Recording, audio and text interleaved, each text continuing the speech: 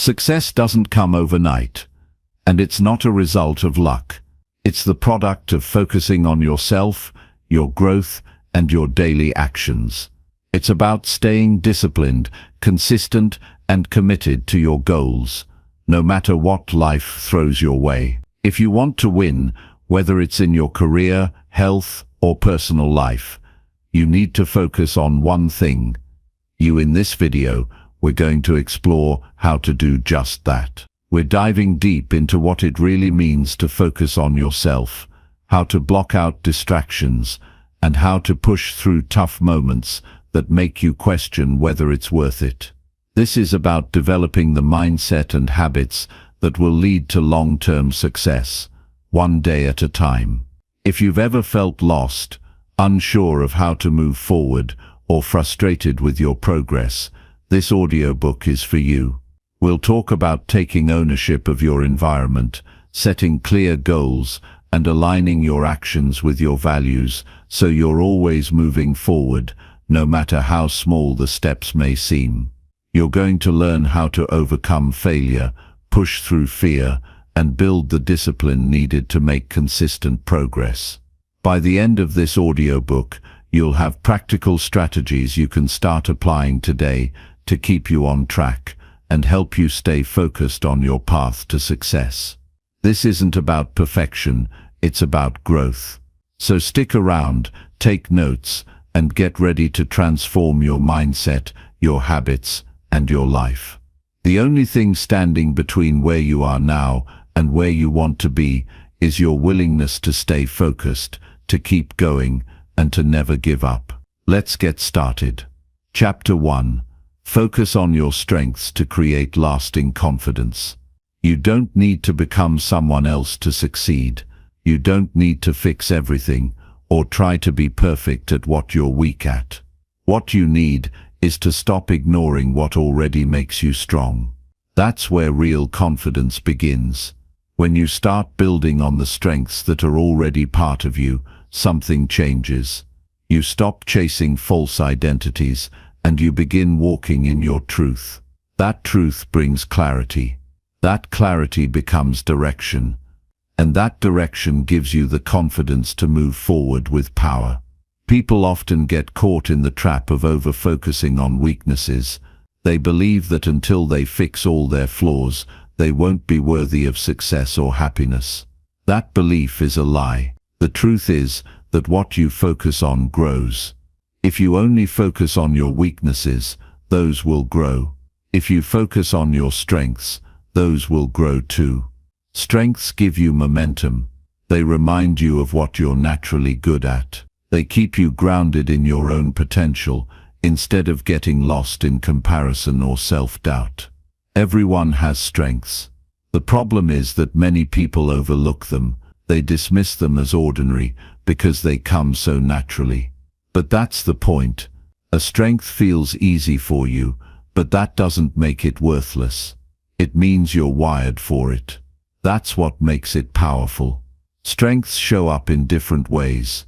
You might be a clear thinker, a calm communicator, someone who can listen deeply or organize chaos into clarity. You might be naturally driven, self-disciplined, optimistic, creative, or compassionate.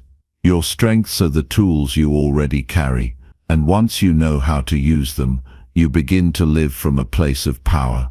Lasting confidence doesn't come from outside validation. It comes from knowing you can rely on yourself. It comes from mastering what you already have. Most people wait to feel confident before they act. But confidence is not a prerequisite. It's a result. You don't wait for it, you build it. You build it by using your strengths and proving to yourself that you are capable. To focus on your strengths, start by identifying them. Think about the moments when you feel most alive. When time disappears because you're completely in the zone. When something feels almost effortless but incredibly meaningful. Think about the feedback you've received that made you think, that's just who I am. Write those moments down. Reflect on what you were doing, how you felt, what others noticed. That's where your natural strengths live. Next, ask people you trust to tell you what they think your strengths are. Not just the obvious skills, but the deeper qualities. You'll be surprised what others see in you. Sometimes it's easier for them to recognize what you've been overlooking. Take their words seriously. Not as flattery, but as a mirror. Use it to get a clearer picture of how you show up at your best. Once you've identified your strengths, build your days around them. Design your routines and goals to lean into what you're already good at. If you're naturally organized, take charge of planning your time. If you're a strong communicator, make speaking or writing part of your daily routine. If you're creative, give yourself space each day to create something, even in small doses. When you lead with your strengths, you create progress that feels aligned with who you are. That alignment fuels motivation, and motivation strengthens confidence. There's a common mistake people make when they find their strengths. They assume that just because it comes naturally, they don't need to work on it. That's not true. A strength is a seed. It still needs to be developed. You don't just have a strength, you grow it. You sharpen it. You use it consistently until it becomes mastery. Strength doesn't mean you're already perfect at it. It means you have a head start.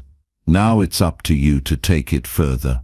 If you want confidence that lasts, you must stop comparing yourself to people who are strong in different areas. Your strength is not their strength, and that's okay. What you admire in others might not be what you're meant to embody. You don't need to be the loudest voice in the room if your strength is quiet presence. You don't need to be the fastest if your strength is endurance. Your path doesn't have to look like anyone else's. The more you focus on your own strengths, the less distracted you'll be by what others are doing. Confidence comes from clarity. Clarity comes from focus, and focus comes from eliminating distractions. One of the biggest distractions is comparison. When you compare, you stop focusing on your own path. You begin trying to copy someone else's journey. That always leads to frustration, because you can't win by being someone you're not. Your strengths are your edge. That's where your confidence lives. That's where your energy multiplies. To create lasting confidence, you also need to build evidence. Confidence is built on proof.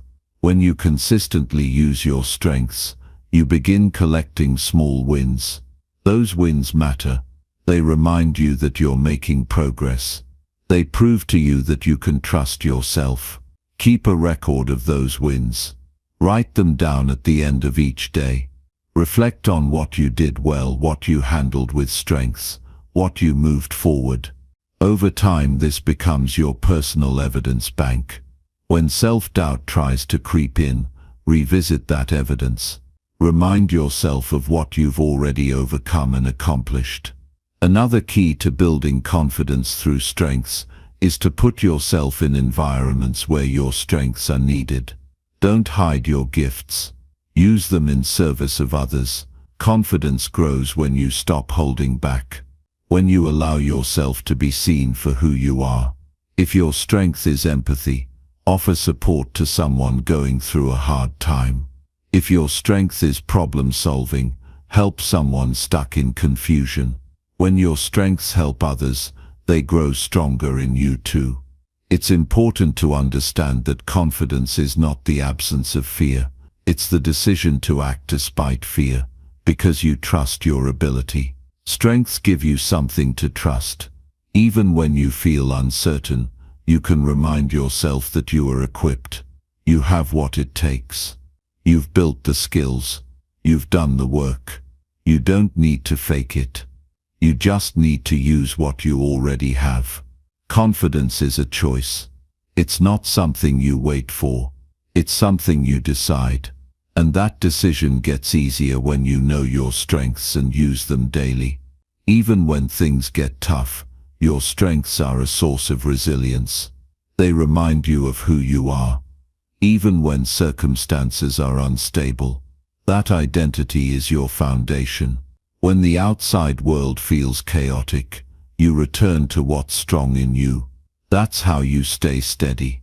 That's how you keep moving forward. There will be days when you feel off. Days when you question everything. That's normal. But don't let those days define you. On those days, double down on your strengths.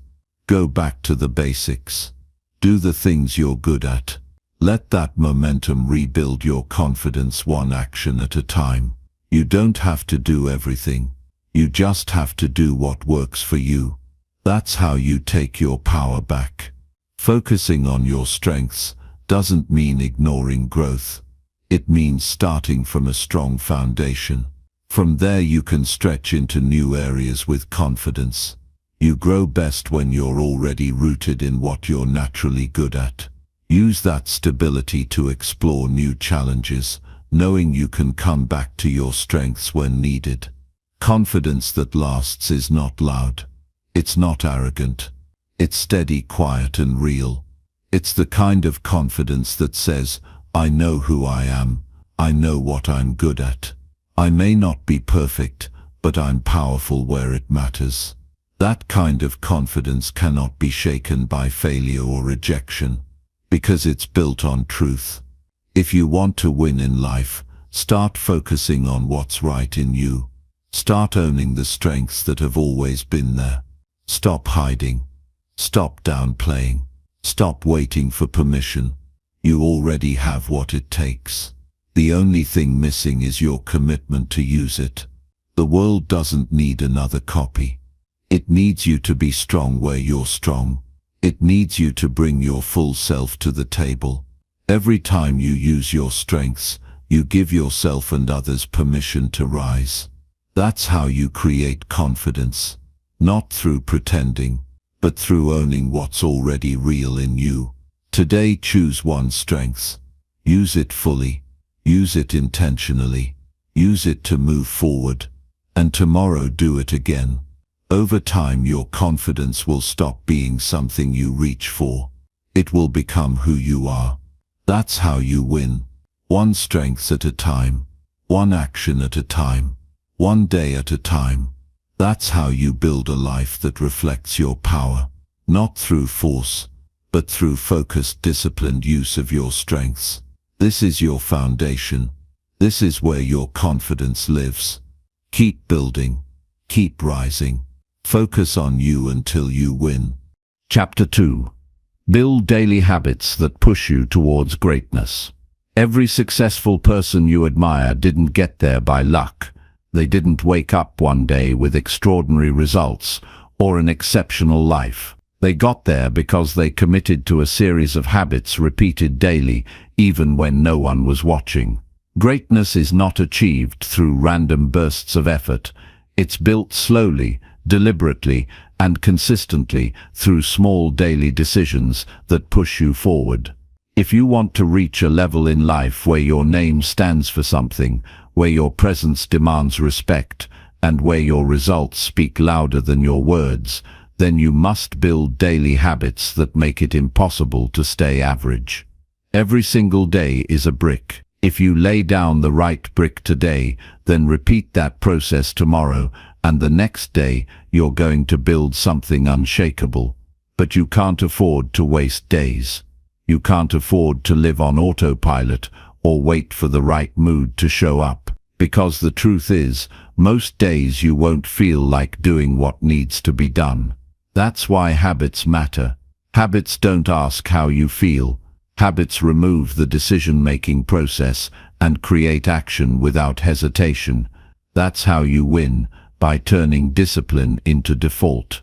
To move toward greatness, you have to be brutally honest with yourself. Are your current habits leading you forward or holding you back? Are you doing things today that your future self will thank you for?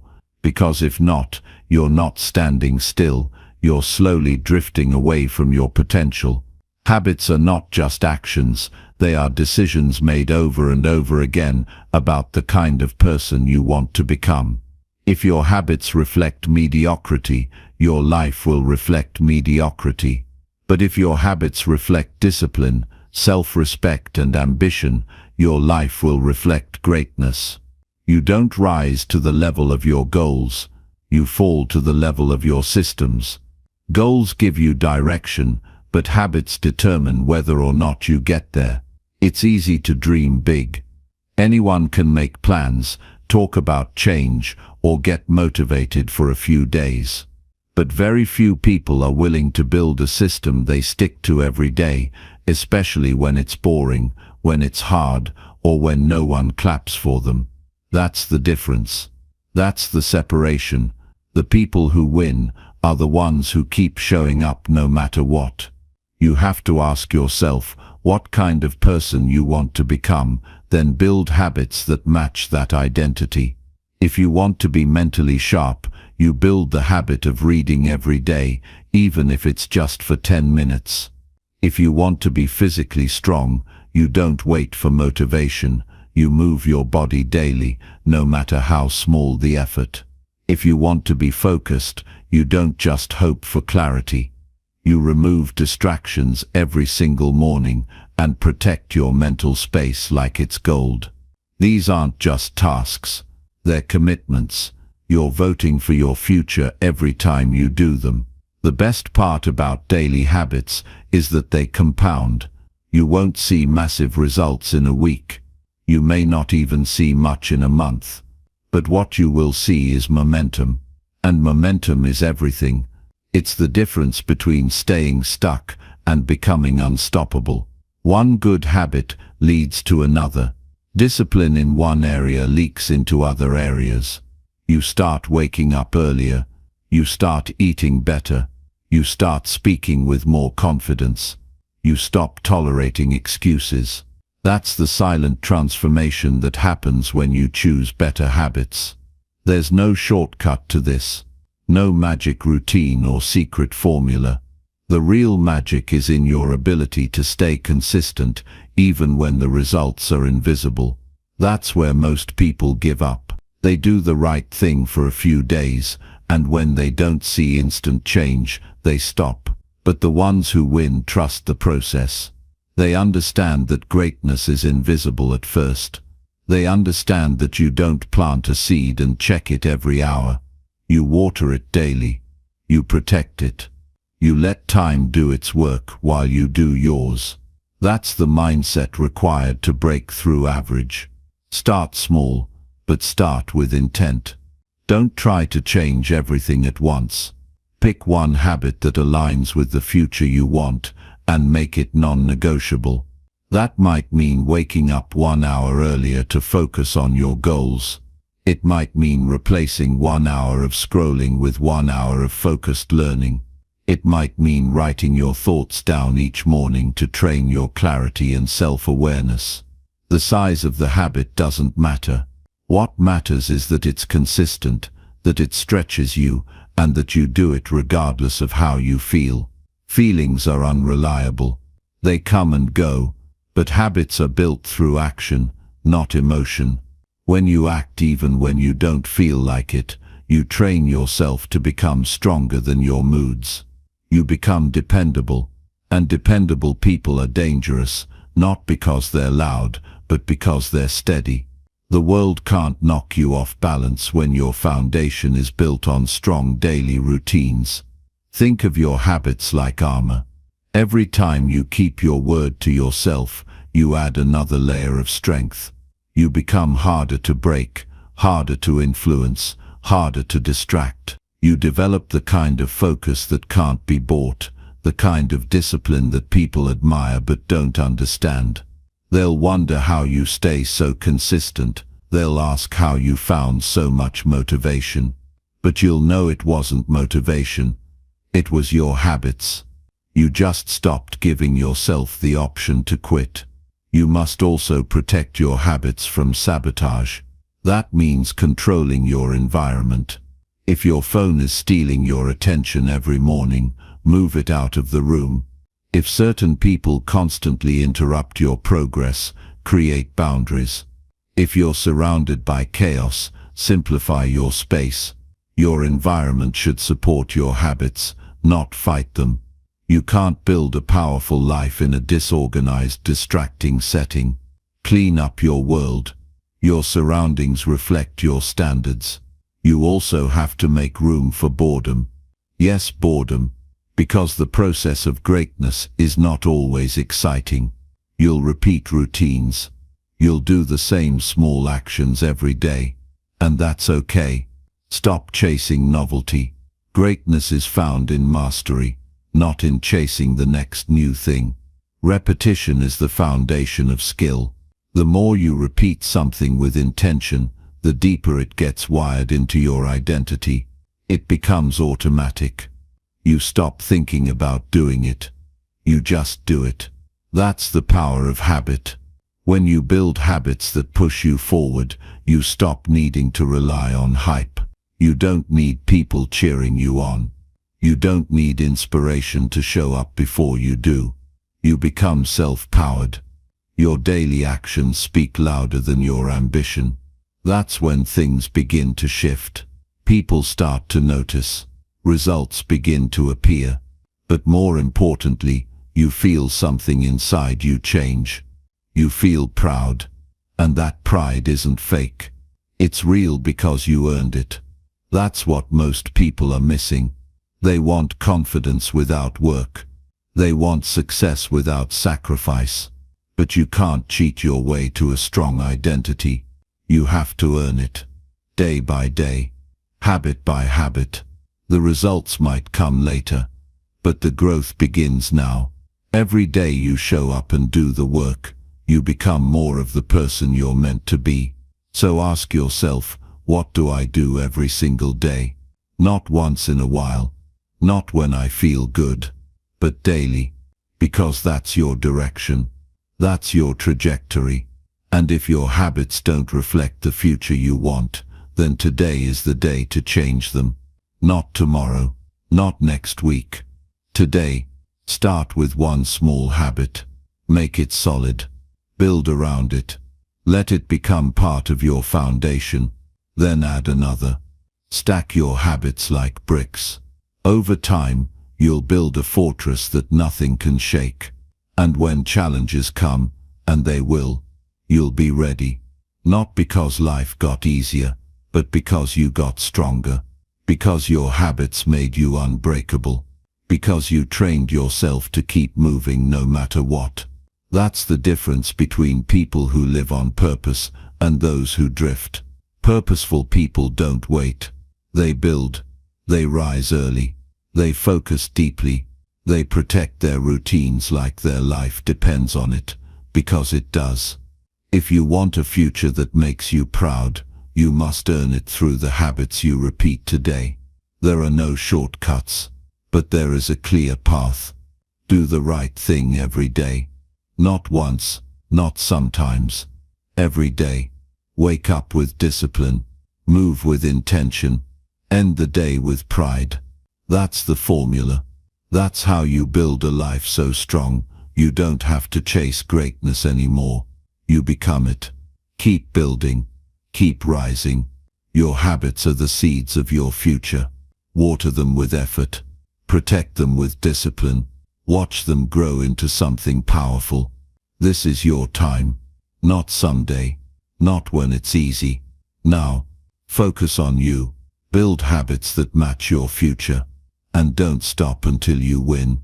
Chapter 3. Take full responsibility for your actions and decisions. The moment you decide to take full responsibility for your actions and decisions is the exact moment your life begins to change. Everything you've ever wanted, every goal you've set, every dream you've visualized, it all becomes possible the second you stop blaming the world and start owning your role in where you are.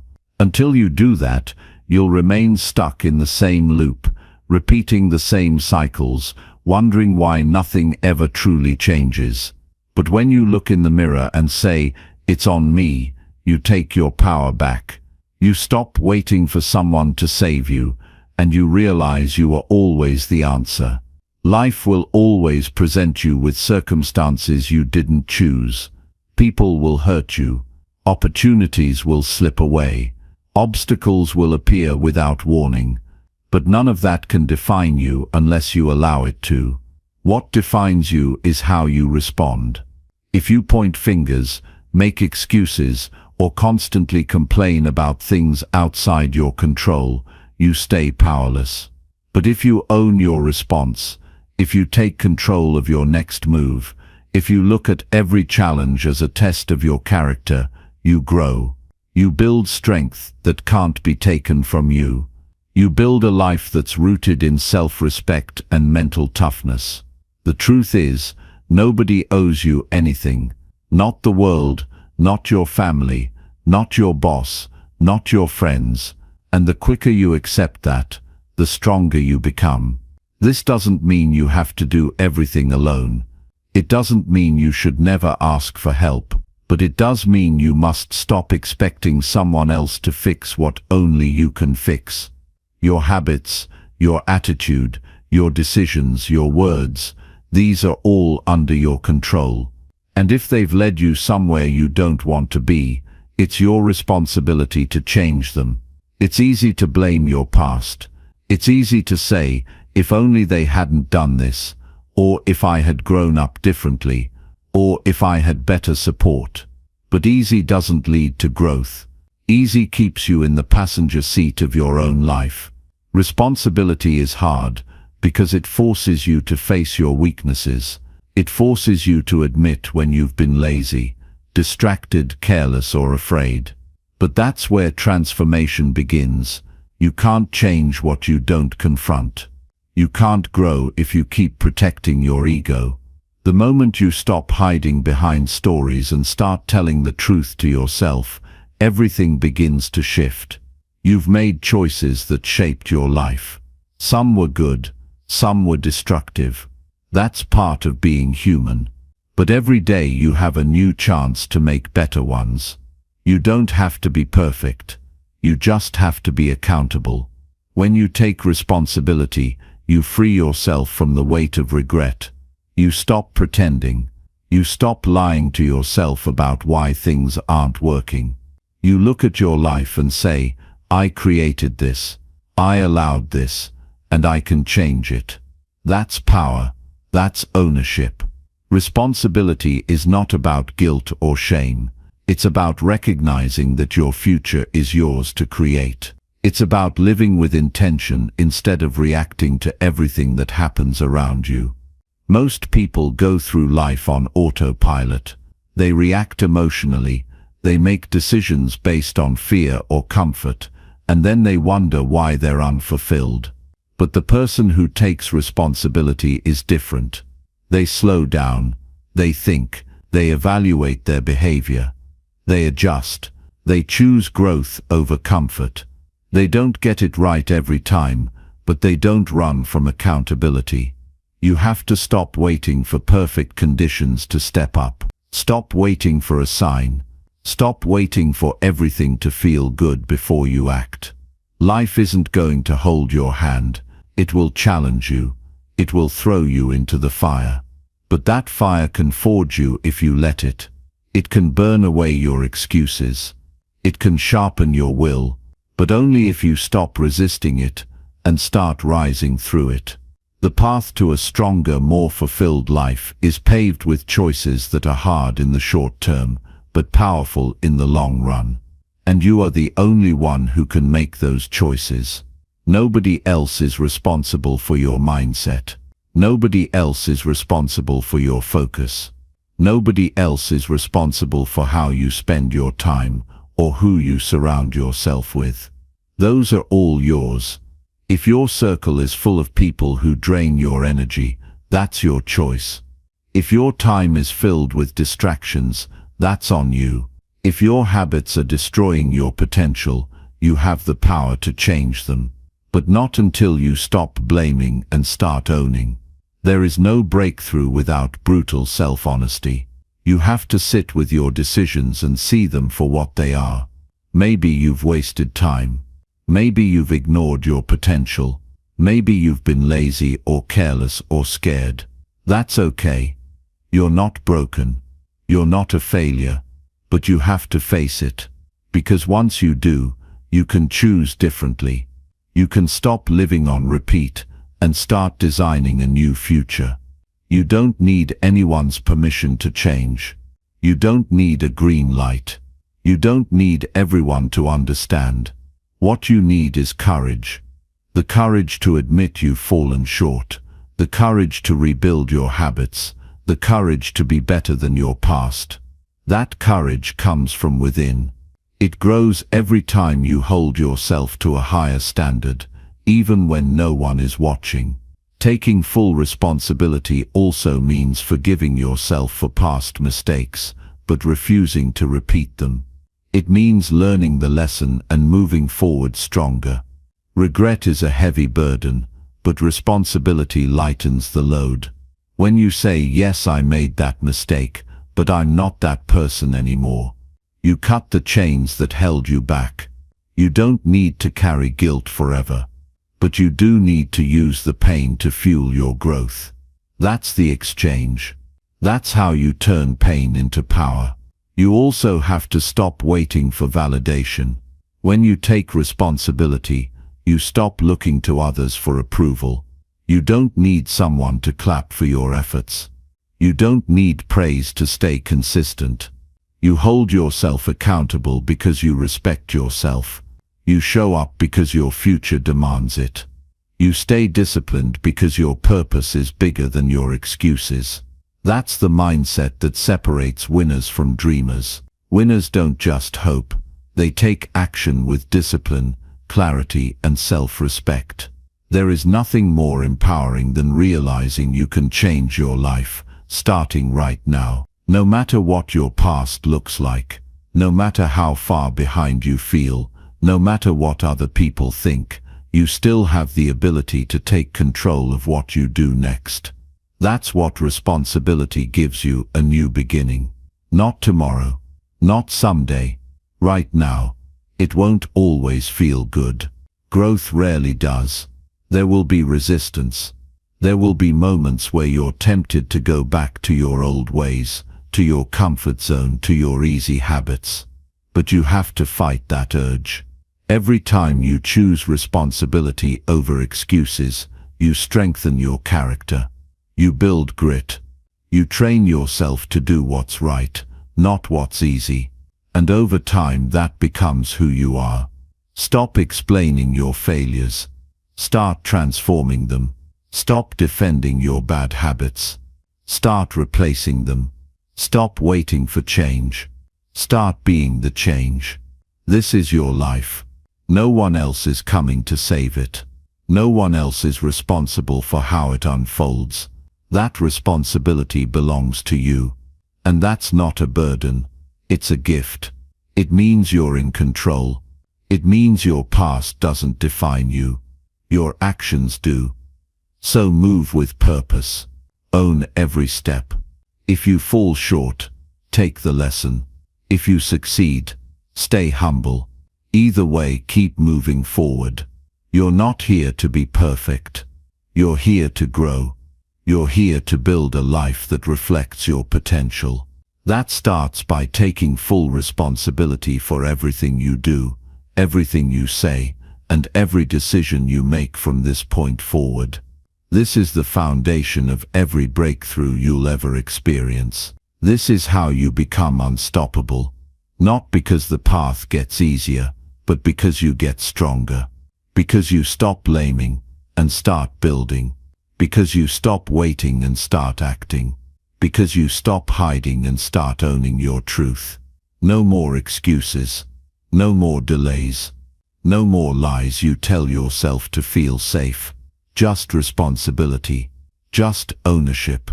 Just a powerful decision to become the kind of person who leads their life with courage, with clarity, and with relentless commitment. You have the power. You have the choice.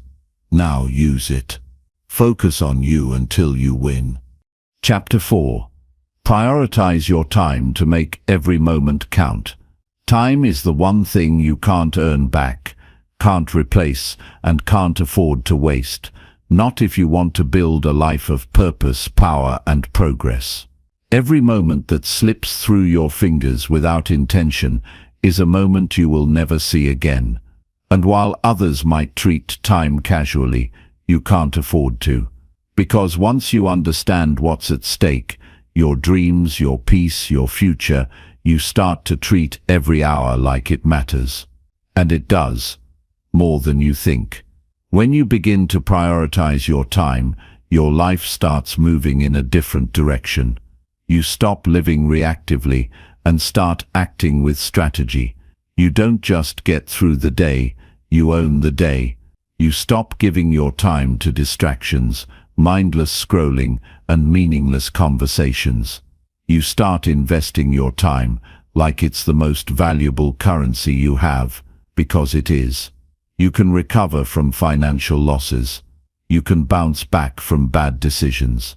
But you cannot recover the hours you waste pretending you still have forever. The people who rise to the top, who live with depth and meaning, aren't always the smartest or the most talented, but they're ruthless with their time. They know exactly where their focus goes. They say no often, they protect their schedule. They understand that life doesn't hand out extra hours for those who procrastinate or delay. You either use the time you've been given with intention, or you drift through life hoping things will magically change. But nothing changes unless you do. Every morning you wake up is a chance to either own your time or let it own you. And the truth is, most people live in reaction mode. They wake up late, they reach for their phone, they check messages that aren't urgent. They scroll through social media like it matters. And before they even take a breath, they've already surrendered the first moments of their day to things that don't move them forward. That's not living. That's surviving. If you want to live with intensity and purpose, you must take full control of how you spend your time. Time management isn't about squeezing more into your day. It's about making space for what matters. It's not about being busy. It's about being effective. Some people work all day and get nothing important done. Others focus for 3 hours and move mountains. What's the difference? Clarity, intention, focus, and a deep respect for their own time. If you treat every hour like gold, you start spending it with precision. You eliminate the noise. You plan with urgency. You become someone who is known for getting things done, not talking about it, not dreaming about it, doing it. You have to be willing to cut out anything that steals your time without giving value in return. That means looking hard at your habits, your routines, your conversations. Are they helping you build momentum, or are they just filling up space? You don't need more time. You need to stop wasting the time you already have. If something doesn't serve your growth, your peace, or your mission, it doesn't deserve your hours. Period. This isn't about being rigid or robotic. It's about aligning your time with your vision. When you know what you want, your time has to reflect it. You can't say you want success and spend hours doing nothing about it. You can't say you want to be disciplined and then keep giving your attention to distractions. Your time tells the truth about your priorities. If you don't like where you are, look at how you're spending your time. That's the root. That's the fix. There's a difference between being busy and being productive. Busyness is loud, chaotic, and full of motion, but often empty of results. Productivity is quiet, focused and intentional. One feels like effort. The other produces results. If you're always exhausted but not getting anywhere, it's time to re-examine your priorities. Are you doing what matters most, or are you just doing what's easiest in the moment? The world is full of noise, distractions and traps designed to steal your focus. If you don't guard your time, someone else will fill it for you with their priorities, their problems, their drama. You have to take control. You have to design your day around your mission, not around everyone else's demands. That might mean saying no to people who don't respect your time. That might mean cutting off mindless entertainment that doesn't fuel your growth. That might mean waking up earlier, turning off notifications, or scheduling your focus like it's a non-negotiable meeting. Because it is. You have to stop treating your time like it's infinite. Every second counts. Every hour you give to a meaningless activity is an hour you take away from something that could have changed your life. You need to start asking yourself hard questions every day. What am I doing with my time? Is this helping me grow? Is this leading me closer to my vision? Is this building my character? Or am I just passing the time and calling it life? The people who live with excellence do not waste time. They do not kill time. They use it like a weapon. They sharpen their routines. They move with urgency. They execute even when they don't feel like it. That's what separates those who talk about success from those who create it. If you want more from life, you need to make more out of every moment. That's how transformation happens, through consistent, focused use of time, day after day. And yes, it's going to require discipline. You're going to have to make sacrifices. You're going to have to be honest about the ways you've wasted time in the past. But that honesty will set you free. Because the second you stop lying to yourself about your habits, you open the door to change. No more "I'll do it later." No more "I didn't have time." You had time. You just didn't prioritize it. And that ends now. Start taking inventory of your day. Track how you spend each hour. Notice where your energy goes. Notice what habits pull you off course. Notice what tasks drain you but bring no progress. And then make the changes. Ruthlessly, relentlessly, without apology. You don't owe anyone your time. You owe it to your purpose. The more you align your actions with your goals, the more powerful your life becomes. And don't wait for motivation. Motivation fades. Discipline is what keeps you moving.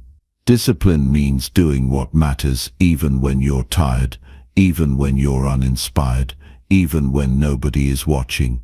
Discipline is your edge.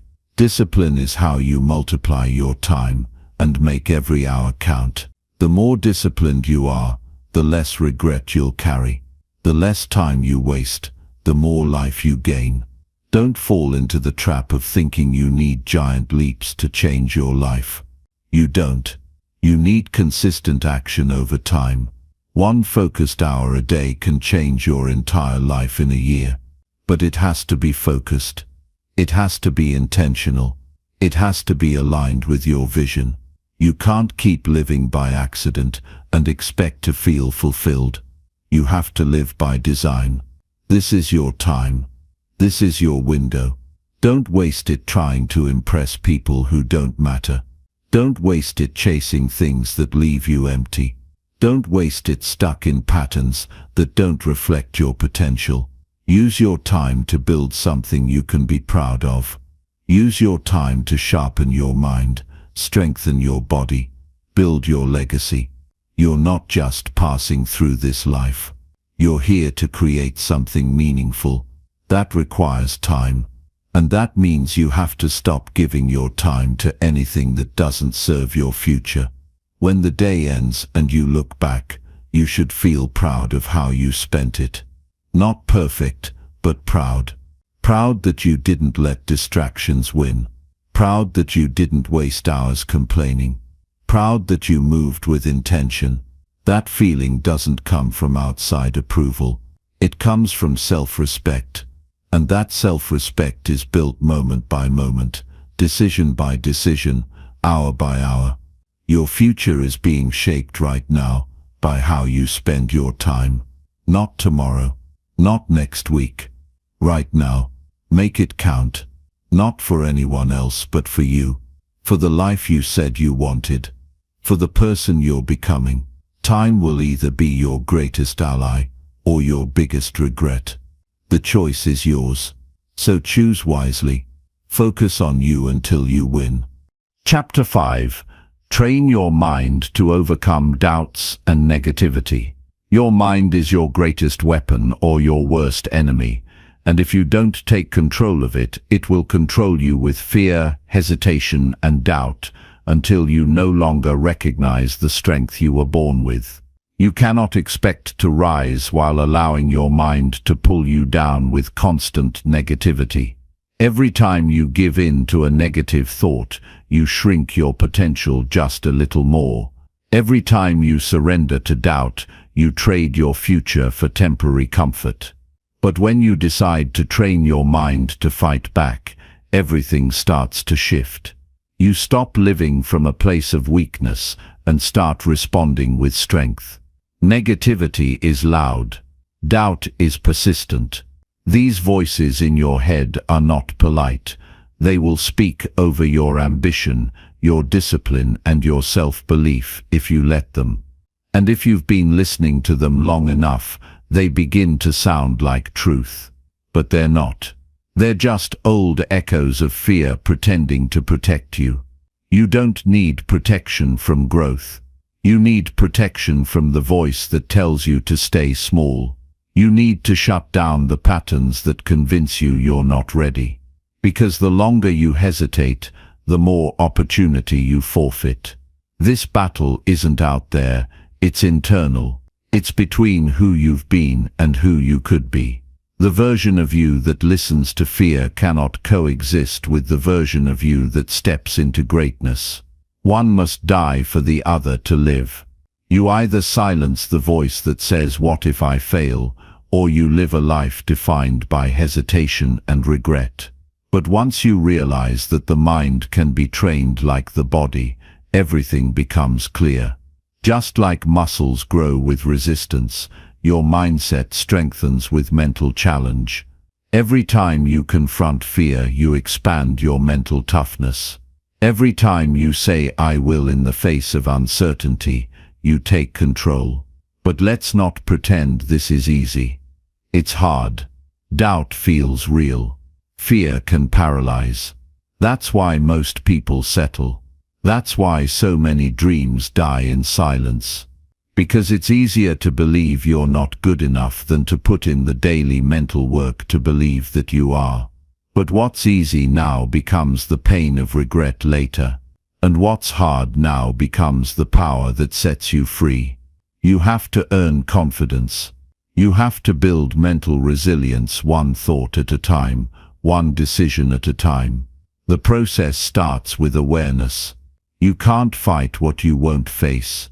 You must begin to notice the patterns that keep showing up in your head. The ones that say you're not ready. You're not smart enough. You don't have what it takes. Those thoughts aren't facts. They're habits. And like any habit, they can be broken, but only if you start replacing them with thoughts rooted in strength. That's not just wishful thinking. It's reconditioning your brain. It's mental discipline. When doubt shows up, speak back. Not with empty positivity, but with truth. I've been through worse and survived. I've earned my spot. I don't have to feel ready to act. These aren't just motivational phrases. They're tools. Use them. Train yourself to default to strength. The goal is not to eliminate all fear, it's to stop obeying it. To see doubt, acknowledge it, and still move forward. That's power, that's ownership. Mental training is just as real as physical training. You build it through repetition, daily. Not when life is calm, but especially when life feels heavy. If you only try to be mentally strong when things are easy, you'll fall apart the second life throws you a challenge.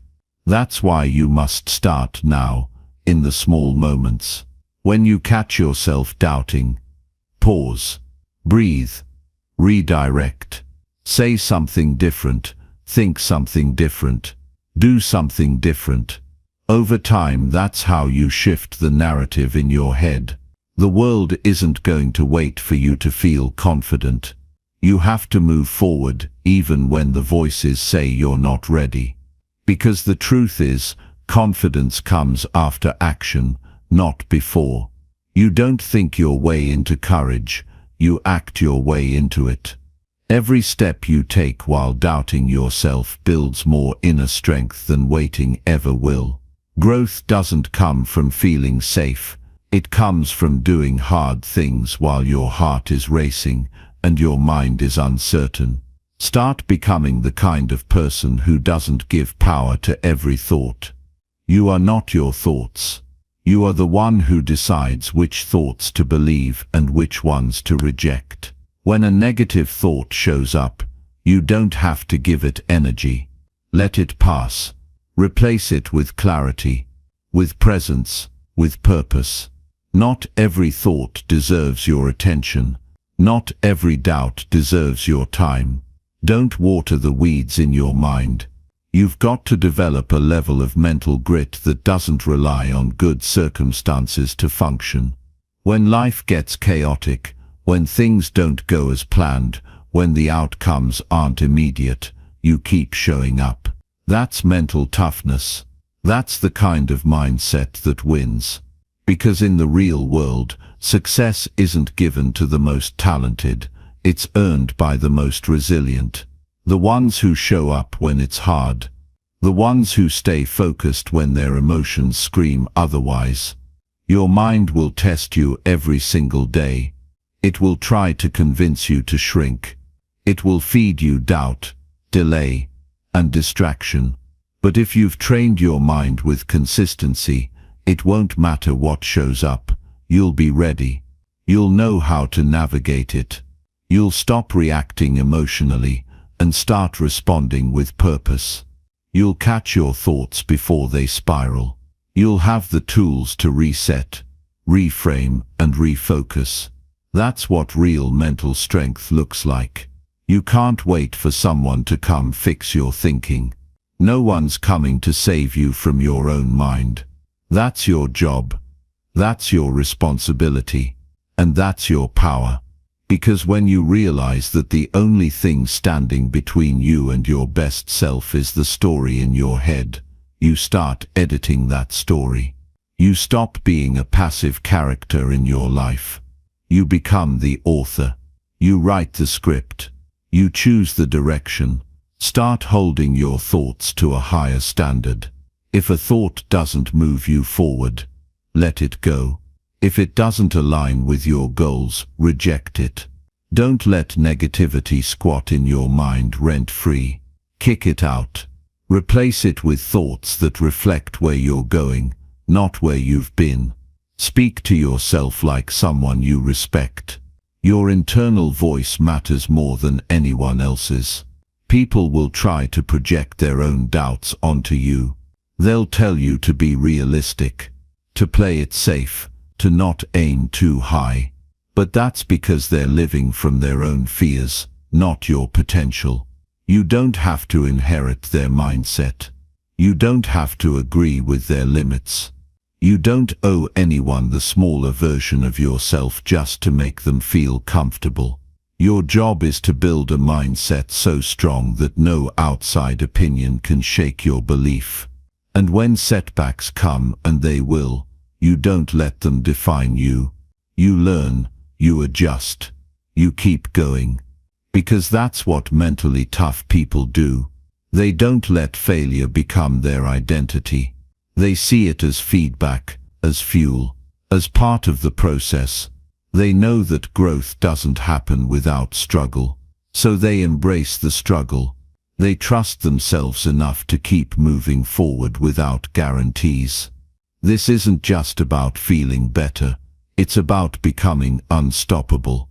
When you train your mind to reject doubt and ignore negativity, you free yourself to chase your goals at full speed. You stop waiting for permission. You stop living in fear of failure. You start showing up for yourself in a way that commands respect from others and, more importantly, from yourself. No more letting your mind bully you into inaction. No more giving power to thoughts that break you down. From this day forward, you commit to mental discipline. You commit to building a mindset that doesn't just survive but thrives. You rise above negativity, not by pretending it doesn't exist, but by becoming too focused to be distracted by it, too grounded to be shaken by it, too driven to be stopped by it. You've got everything it takes to become mentally unbreakable, but you have to earn it. With effort, with consistency, with honesty. This is the work. Training your mind every single day to stay clear, stay strong, and stay focused. That's how you win. That's how you rise. That's how you build a life so powerful. Doubt doesn't stand a chance. So go now. Focus on you. Train your mind. And don't stop until you become who you were born to be. Chapter 6. Develop resilience by embracing challenges and setbacks. You were not born to live a life of comfort. You were born to conquer challenges and rise from setbacks. The path to greatness isn't paved with easy moments or smooth roads. It's forged in the fire of adversity. Life's true test isn't how you celebrate when things are going well. The real test is how you respond when things fall apart, when the weight of failure feels heavier than you ever imagined, and when everything you've worked for seems to be slipping away. That's when resilience is built. Resilience isn't something you're born with, it's something you create. It's not a trait you inherit from your parents, and it's not a skill that some people just naturally possess.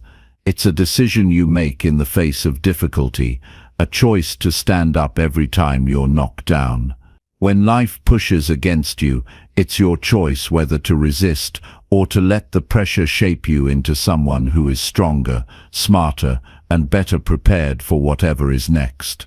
The world will try to break you down, and it will succeed if you let it. Setbacks are a part of life. They're inevitable. But here's the truth. Every setback is an opportunity to build resilience. Every failure is a lesson that teaches you to be better, to be more, to do more. If you never faced challenges, if you never stumbled, you would never discover your true strength. You would never reach your potential. It's the hard times that show you who you truly are.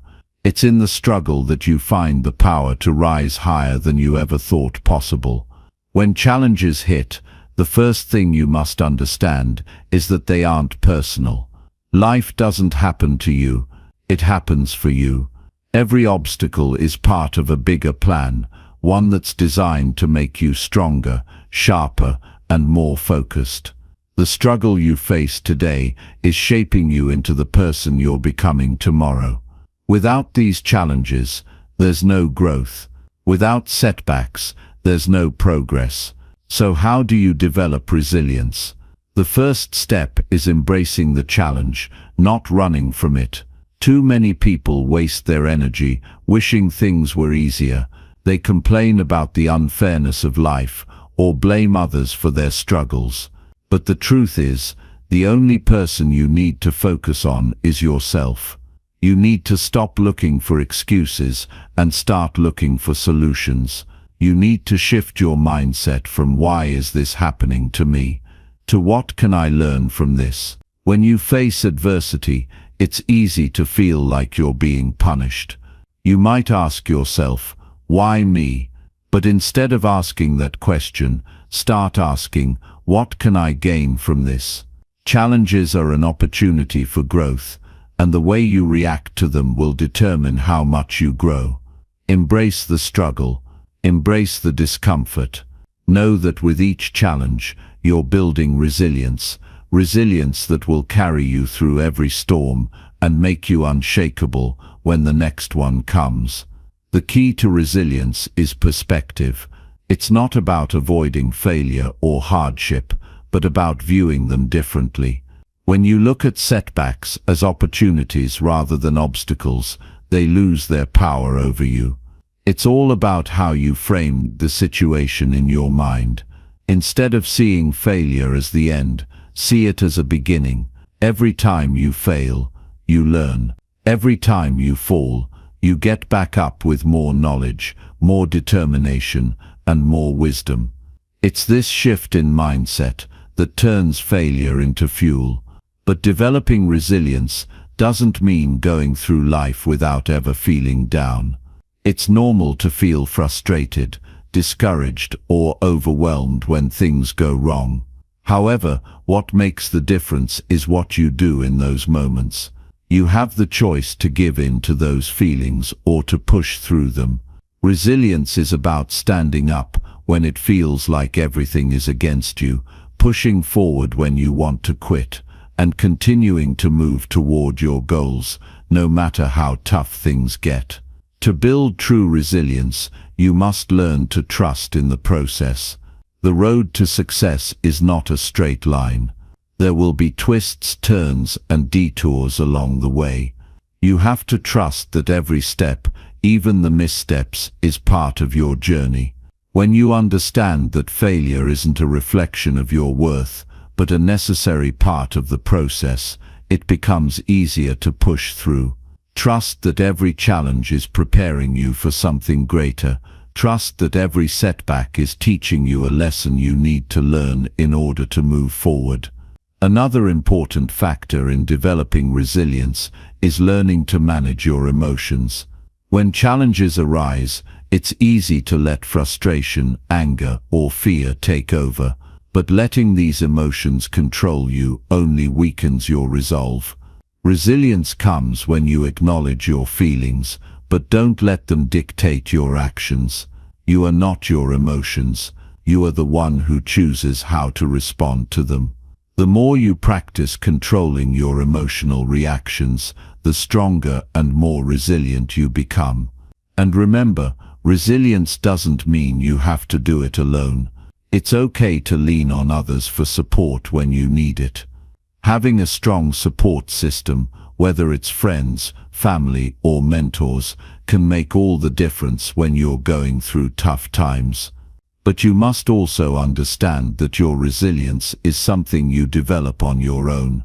While others can support you, the true power to overcome setbacks lies within you. It's up to you to keep going when the road gets tough. As you develop resilience, you will start to see patterns. You'll begin to recognize that the obstacles you face are often similar in nature.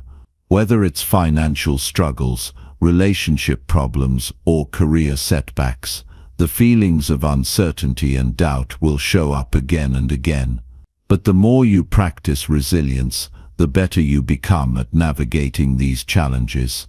You'll stop seeing them as roadblocks and start seeing them as stepping stones. The greatest champions in life didn't become great because they avoided challenges.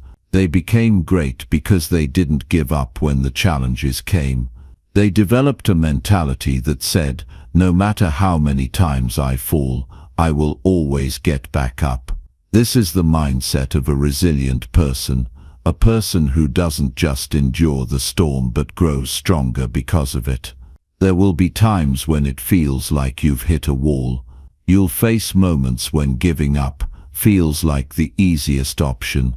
But this is when your resilience is tested the most. The strength to push through comes not from a lack of difficulty, but from your ability to embrace the challenge and keep moving forward.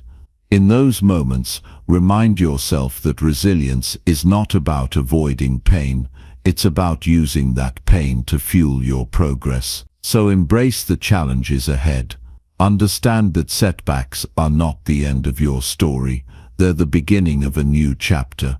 Every struggle is an opportunity for growth, and every failure is a lesson that will shape you into a stronger, more capable person. Keep pushing forward. Develop the resilience to face whatever life throws your way, knowing that the pain you experience today is the strength you will carry with you tomorrow. As you embrace the challenges that come your way, remember that your journey is yours to control. You have the power to shape your future, not by avoiding the tough times, but by learning to face them head-on with determination and strength. Don't fear the setbacks, welcome them, for they are the stepping stones to your greatness. Chapter 7. Commit to consistent progress, even when it feels hard. The moment you commit to consistent progress, you unlock the true power of your potential. Success doesn't come overnight, and it's certainly not about having perfect days. It's about showing up and doing the work, even when it feels hard. Even when you're tired. Even when every part of you screams to stop. The truth is, progress is made in those moments, when you push through when everything feels like it's falling apart. That's where growth lives. People often romanticize success. They look at others who have achieved greatness and think it was easy for them. They see the end result, but they don't see the sweat, the struggle, and the countless moments of doubt that went into getting there. Success is not a single leap. It's a series of small steps, taken consistently, even when you don't feel like it. It's about committing to the process and trusting that, as long as you keep moving forward, you will get to where you want to be. Consistency is not just a good habit. It's the habit that separates those who succeed from those who quit. It's the quiet force that propels you even when motivation fades and the challenges seem insurmountable. Motivation is fleeting. It's the daily discipline, the consistent action that builds momentum and eventually creates results. In fact, the most successful people aren't necessarily the ones who have the most talent or the best resources. They're the ones who consistently show up. They've mastered the art of staying in the game, even when the game feels rigged against them. Committing to consistent progress doesn't mean you'll always be at your best. Some days will feel like you're running on empty, and the path forward will feel unclear. But it's precisely on those days that your commitment is tested. It's when it feels hardest that you must push through. The key is not to let the hard days derail your progress. The key is to acknowledge that progress isn't linear. It has its ups and downs, but as long as you keep going, you'll get closer to your goals. Here's the thing, when you're committed to consistent progress, you make the conscious decision to keep moving forward, regardless of how small the steps may be. You stop measuring your progress against perfection and start measuring it against growth.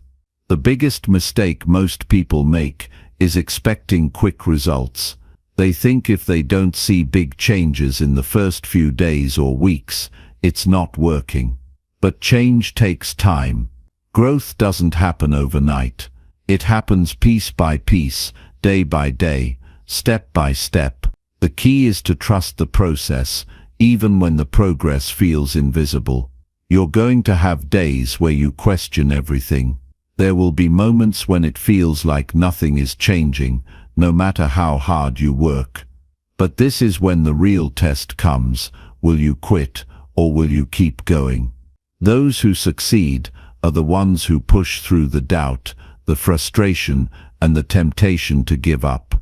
They're the ones who keep going, not because they have some magical power, but because they understand that success is built on consistent, even when imperfect, action. Every small effort counts. Think of it like adding a small drop of water to a bucket every day. One drop doesn't seem like much, but over time, those drops accumulate, and eventually the bucket is full. The same is true of progress. Every effort you make, no matter how small, adds up. Every day you show up, even when it's difficult, moves you one step closer to your goal. And while you might not see the results immediately, the work you put in now will eventually pay off in ways you can't predict. People often stop just before the breakthrough happens. They give up when they're so close to something incredible. Don't be that person. When things get tough, that's when you're closest to the results you want. So instead of turning back, commit even harder. Push through. When you feel the resistance the most, that's when you know you're growing, when you're building something that will last. Consistency also means learning to embrace the hard days. It means accepting that life isn't always going to be easy, and that's okay. The discomfort you feel in those moments is often the growth you need to reach your next level. Think about the most successful people in history. Did they avoid challenges? Did they turn away from the hard work? Absolutely not. They understood that difficulty is part of the journey. It's a necessary part of the process. If you want to achieve greatness, you must be willing to take on the challenges that come your way. You must be willing to face them head on, not because it's easy, but because it's what will make you stronger. There will be moments when the world around you tries to convince you to slow down, to take it easy, to stop pushing so hard. But those are the moments you must resist. It's easy to do what feels comfortable. It's harder to keep going when it's tough. But it's the harder path that leads to the rewards.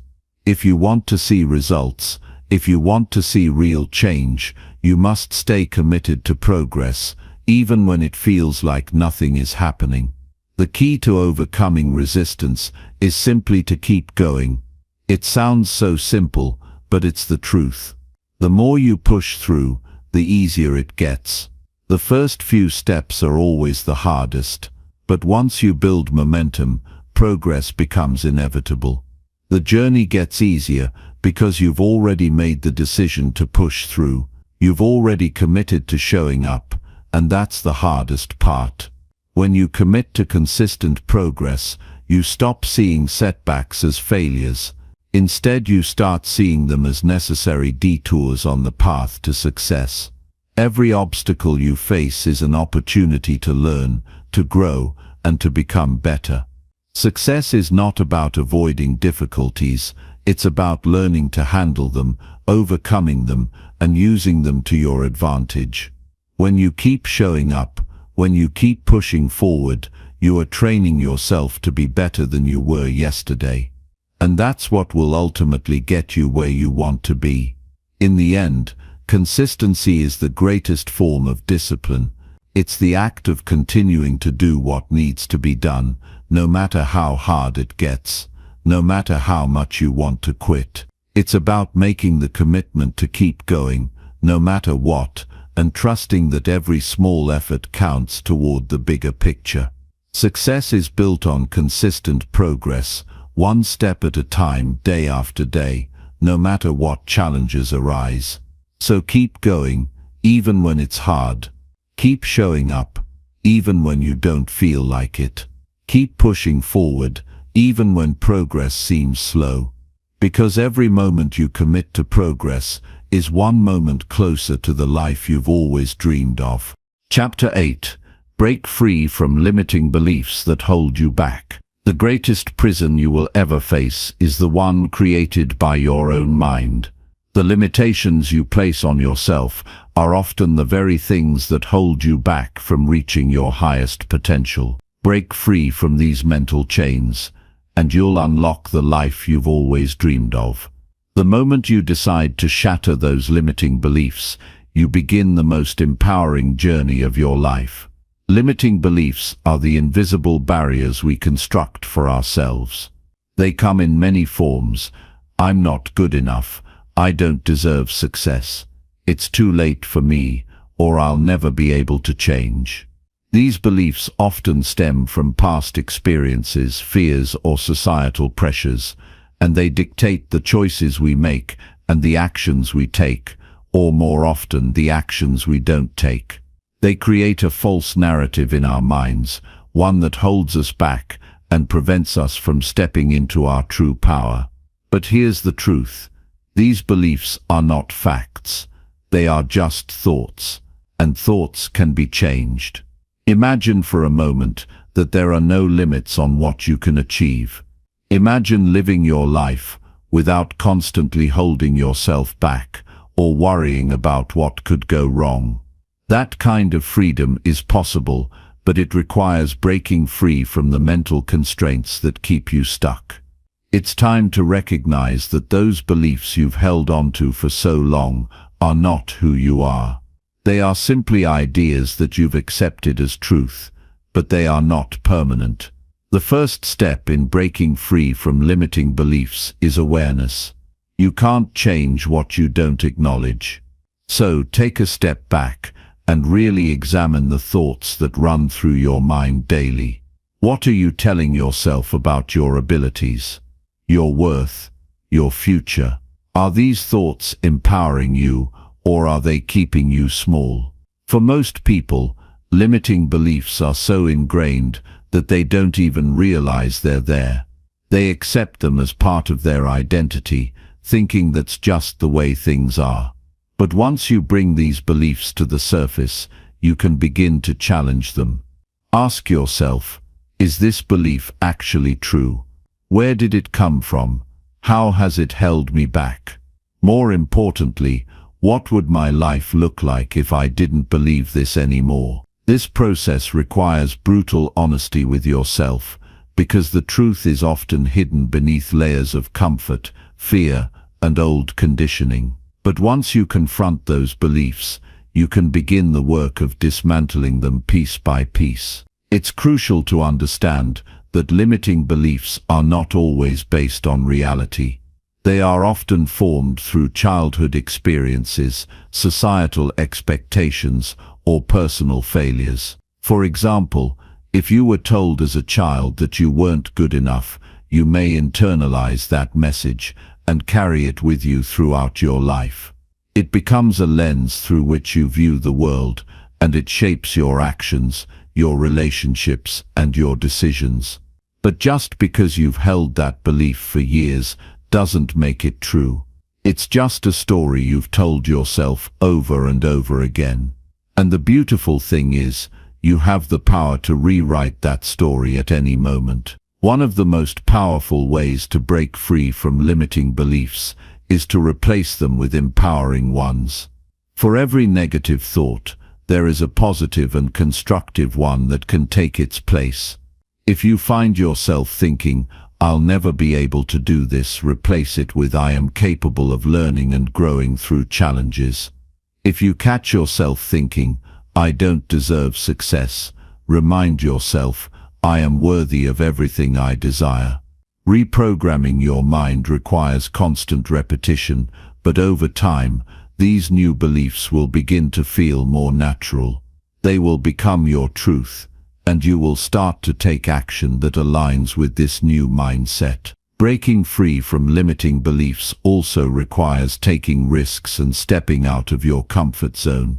Growth happens when you stretch beyond what you thought was possible. It's easy to stay safe and stick with what's familiar, but that's exactly where your limiting beliefs thrive, because they keep you in a place where you don't challenge yourself. To truly break free, you need to push yourself to do things that scare you. You need to take action despite the fear, and in doing so, you'll start to prove to yourself that those beliefs were never true to begin with. Start small. Don't feel like you have to make massive changes overnight. Every step you take outside your comfort zone, no matter how small, is a victory. And with each victory, you'll begin to see that the limits you once believed were real are nothing but illusions. The more you challenge those beliefs, the more you build self-confidence and resilience. You prove to yourself that you are capable of far more than you ever imagined. Another essential part of breaking free from limiting beliefs is surrounding yourself with people who support and encourage you. Negative beliefs can be reinforced by negative environments. If you're constantly surrounded by people who share your limiting beliefs, it can be hard to break free. But when you connect with people who challenge you, uplift you, and believe in your potential, you create an environment that fosters growth. Their belief in you can help shift your own belief system, and their support can give you the courage to take bold action.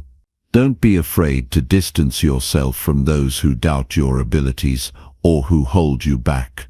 Surround yourself with people who empower you to dream bigger, aim higher, and take risks. As you begin to break free from limiting beliefs, you will likely encounter moments of self-doubt. It's important to remember that these feelings are part of the process. It's normal to feel uncertain when you're stepping into new territory. But instead of letting doubt stop you, use it as fuel to keep moving forward. Every time you doubt yourself, remind yourself of your strengths and past achievements.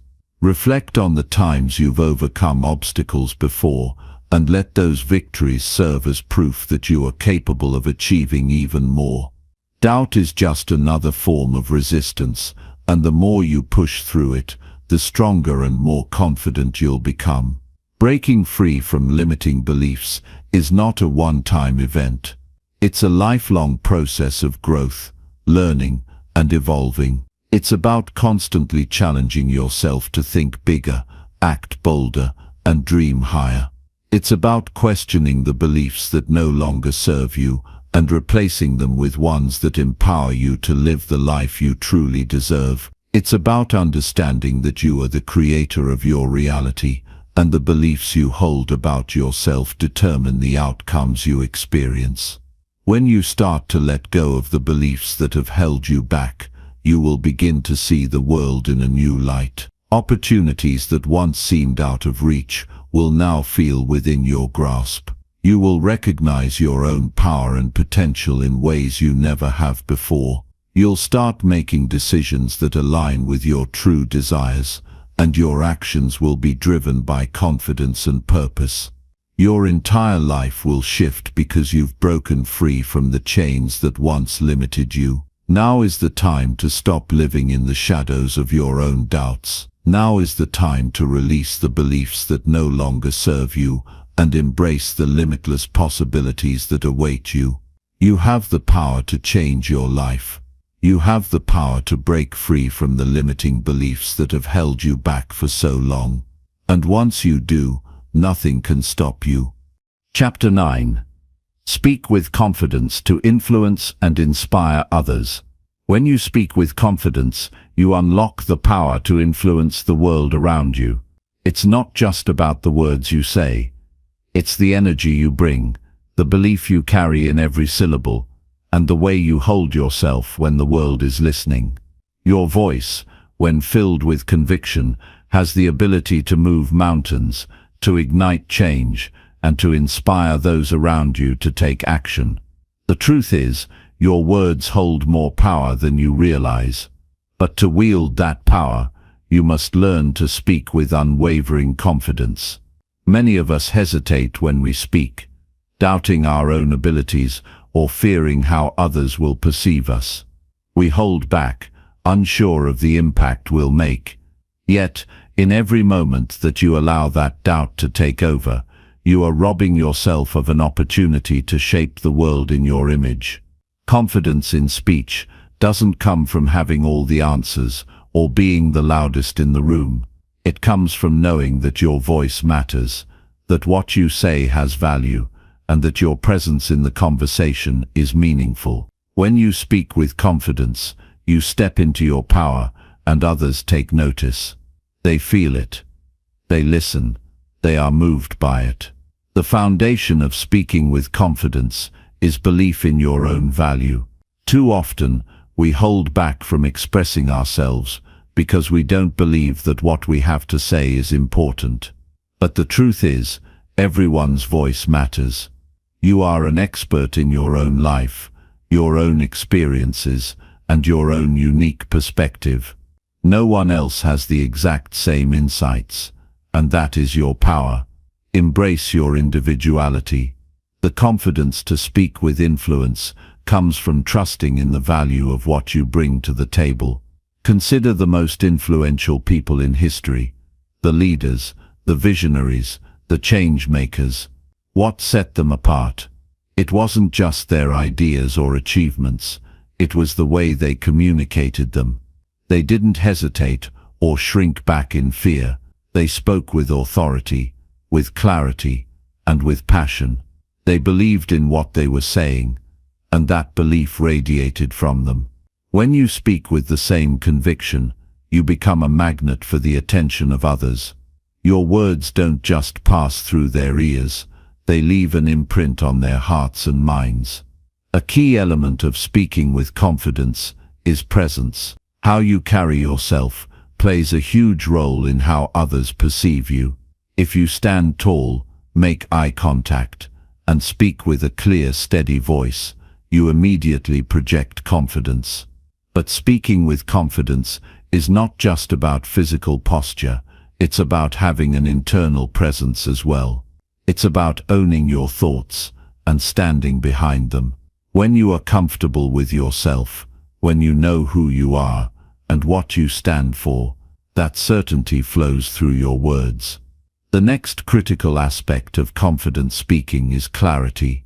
If you want to inspire and influence others, you must speak with clarity of purpose.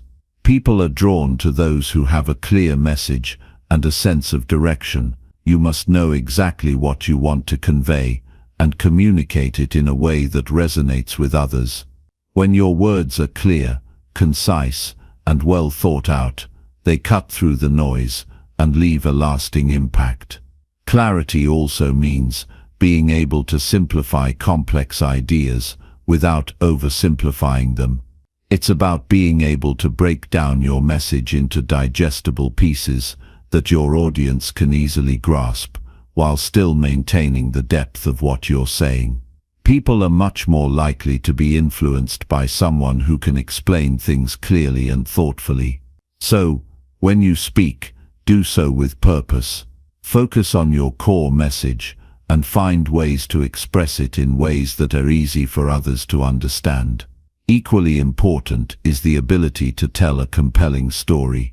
Stories are one of the most powerful tools you can use to influence and inspire others.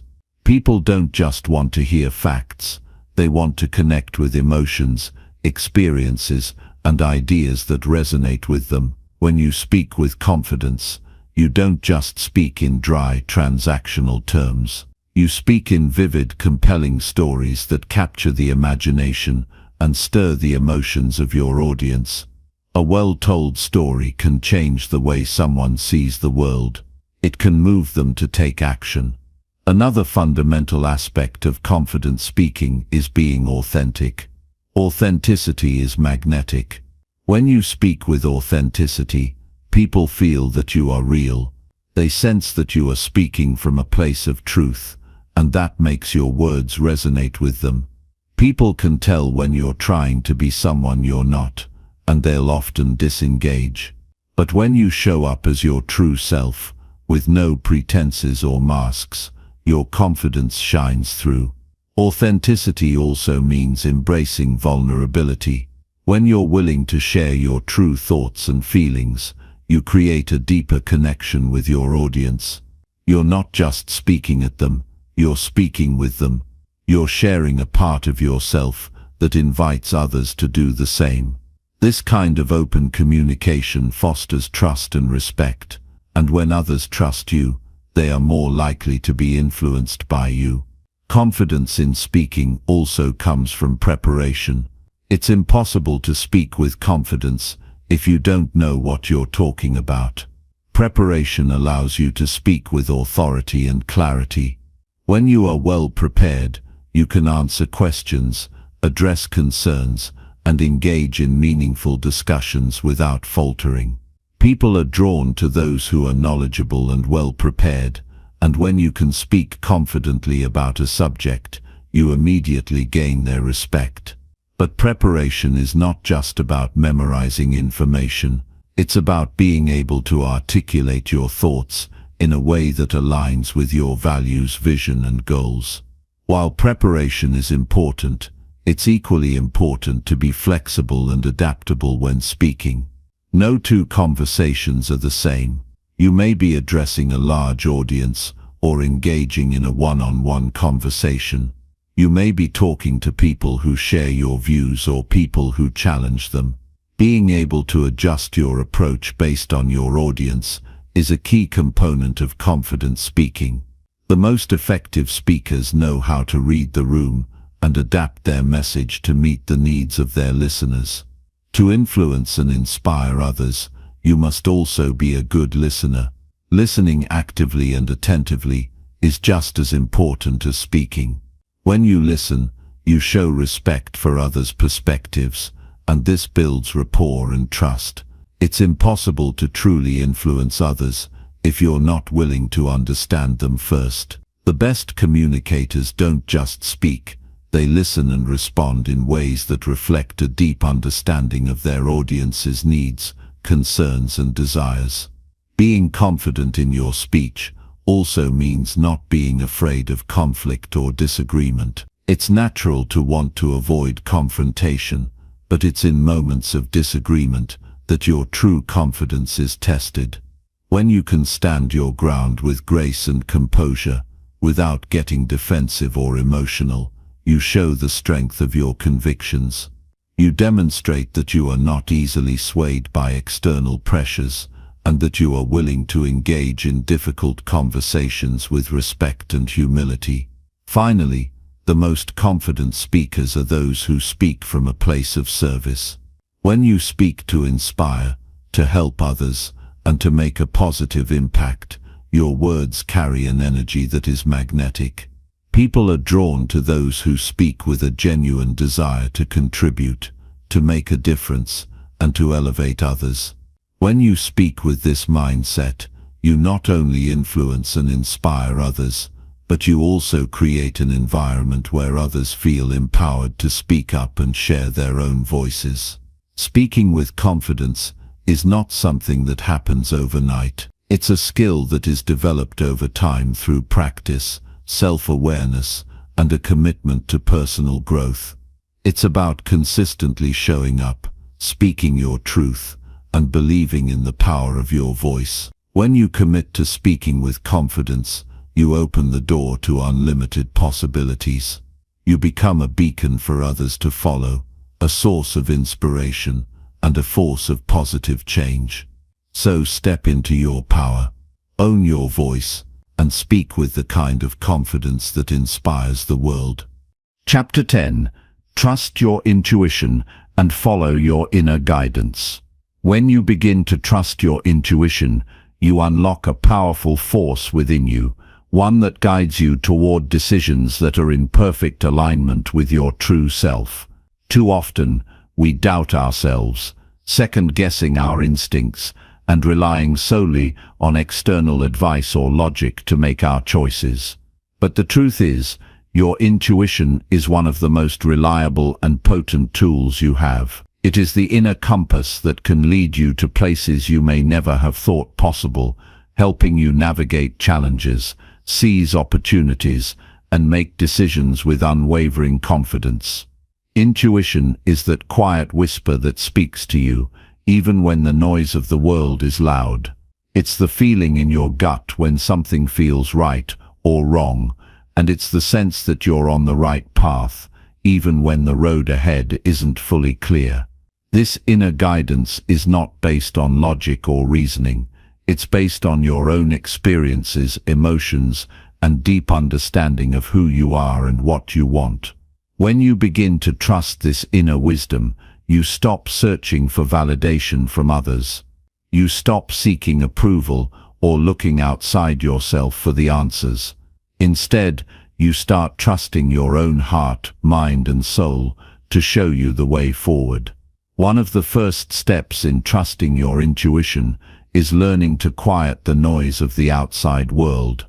In today's fast-paced, information-overloaded society, it's easy to get lost in the opinions of others, in the expectations that society places on you, and in the endless advice and guidance that people seem so eager to offer. But in order to hear your intuition clearly, you must first create space for it. You must silence the distractions and create moments of stillness where you can connect with your inner self.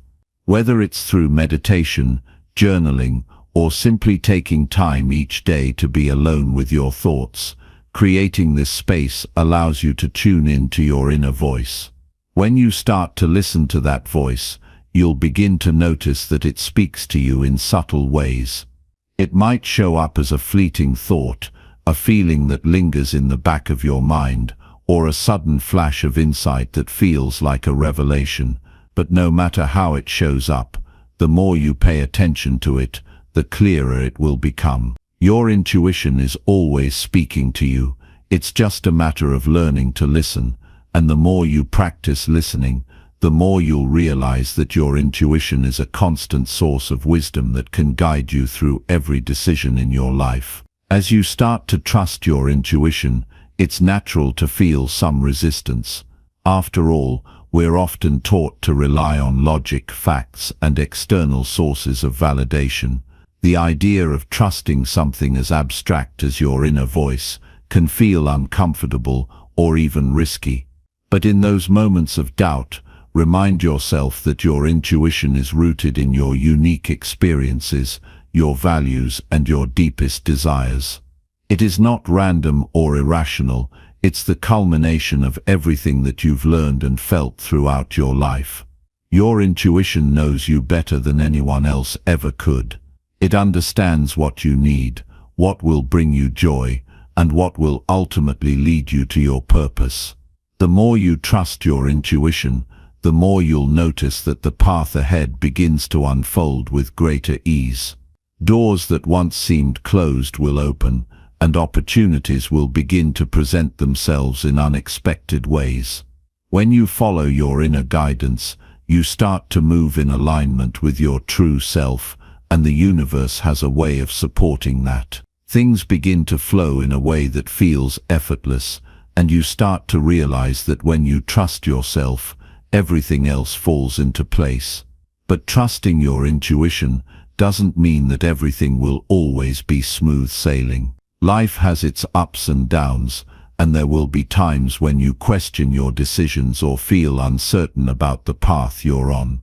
This is where the real test of trust comes in. It's easy to follow your intuition when everything is going well, but what about when you're faced with challenges or setbacks? How do you continue to trust your intuition when the road ahead seems unclear? The key is to remember that intuition isn't just about the good times, it's about guiding you through all of life's experiences.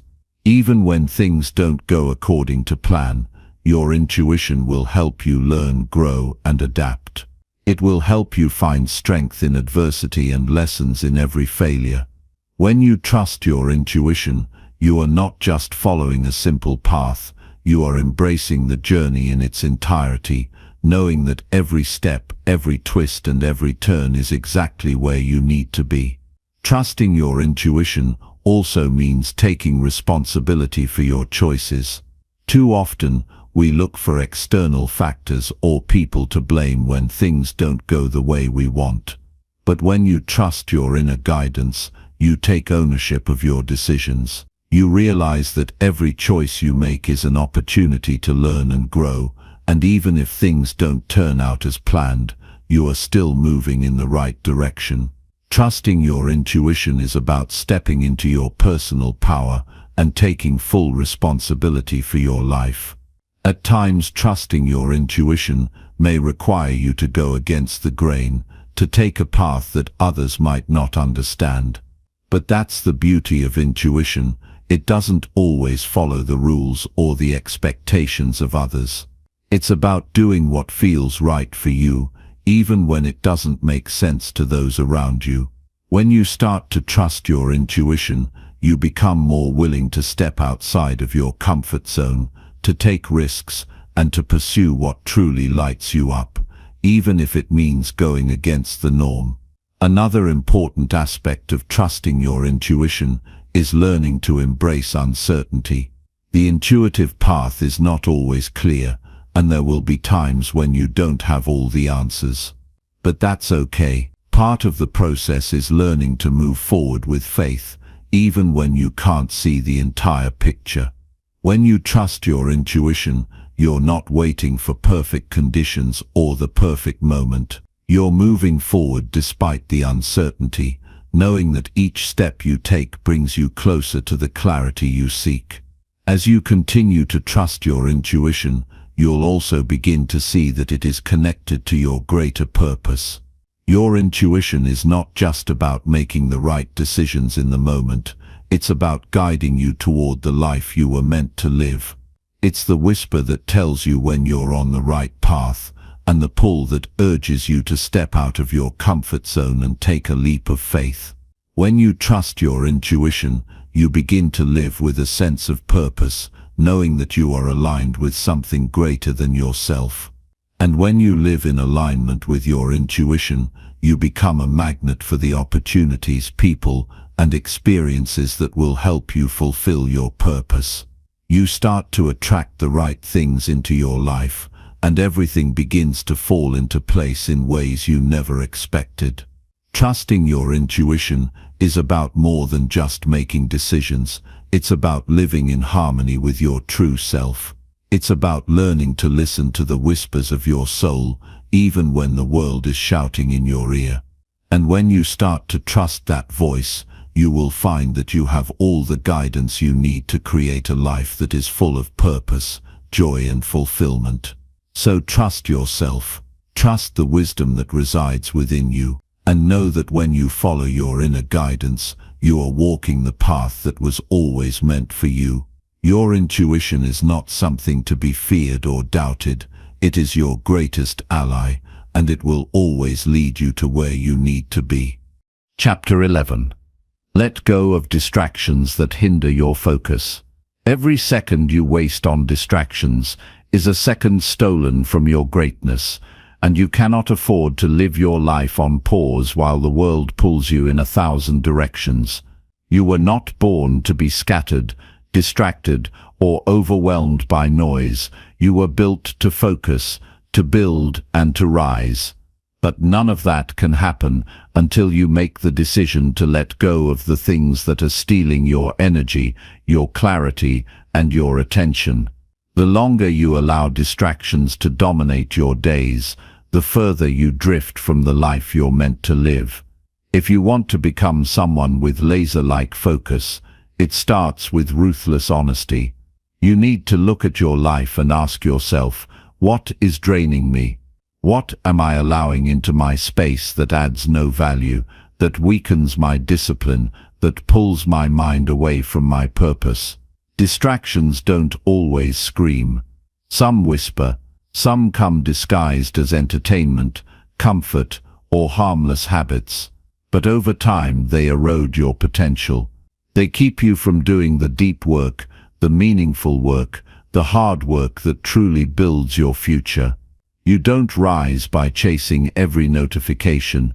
You don't grow by giving your attention to whatever is loudest in the moment. You grow by deciding that your mission matters more than your impulses. You grow by building a life where what you focus on is intentional and aligned with what you value. You grow by saying no to things that once consumed your time, and yes to the discipline that will change your life forever.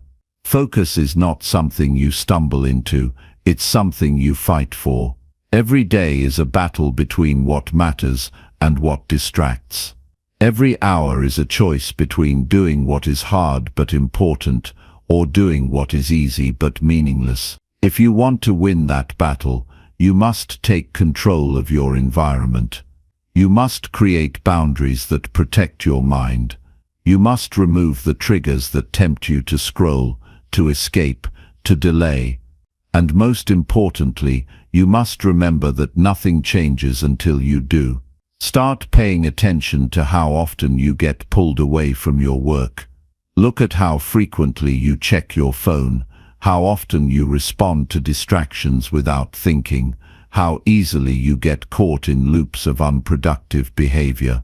Awareness is the beginning of change. Once you see the patterns, you have the power to disrupt them. You can't control every distraction that comes your way, but you can absolutely control how you respond to it. You don't need to live at the mercy of every ping, every thought, every urge to check something that doesn't matter. You train focus like a muscle, and just like building your body, it requires repetition, resistance, and pain. You must practice delaying gratification. You must practice being bored and staying with it. You must practice doing one thing at a time, deeply and completely. Multitasking is a lie. It divides your power. It waters down your attention. And when your attention is diluted, your results are mediocre. Your dreams don't deserve half your effort. Your vision doesn't deserve half your energy. Give it everything, or give it nothing, but stop pretending that being busy and being focused are the same thing. Letting go of distractions also means letting go of who you were when you tolerated them. That version of you, the one who said, "Just 5 more minutes," the one who clicked out of discomfort and into convenience, the one who avoided the hard work by hiding in easy tasks, can't come with you. You have to bury that identity. You have to create a new standard for yourself, where anything that pulls you away from your highest priority is a threat to your progress. You're not just cutting out distractions, you're creating space for something greater. Space for clarity, space for discipline, space for momentum to build. Without space, you have no room to grow. And your greatness is suffocating under the clutter you've allowed to surround you. Clean your digital world. Remove the noise. Unsubscribe from the meaningless. Block the temptations. Your mind is a sacred space, and it deserves to be protected like one. There's a hidden cost to every distraction. Time lost, energy drained, focus scattered, and worst of all, confidence eroded. Because every time you break your own focus, you break a little of the trust you have with yourself. You start to question your ability to follow through. You start to doubt your strength to stay committed. And the more you do that, the weaker your self-belief becomes. But the good news is, the opposite is also true. Every time you resist distraction and stay on task, you reinforce a powerful truth. You are in control. You are disciplined. You can trust yourself to show up and do the work. And the people who win in this life, the ones who achieve, who rise, who make a lasting impact, are the ones who take back control of their focus. Not because it's easy, not because they're superhuman, but because they made a decision: I will no longer be ruled by things that don't serve me. I will no longer let my time be stolen by things that don't grow me. I will no longer trade long-term success for short-term comfort. Every moment you're focused, you move closer to mastery. Every moment you're distracted, you drift. So the question is simple: do you want to drift, or do you want to dominate? You can't have both. You have to choose. You have to build a life where your daily habits are aligned with your deepest values, where your actions reflect your commitment to your vision, where your environment supports your focus instead of sabotaging it. And don't just rely on motivation. Build systems. Create rules that protect your time. Schedule deep work. Set limits.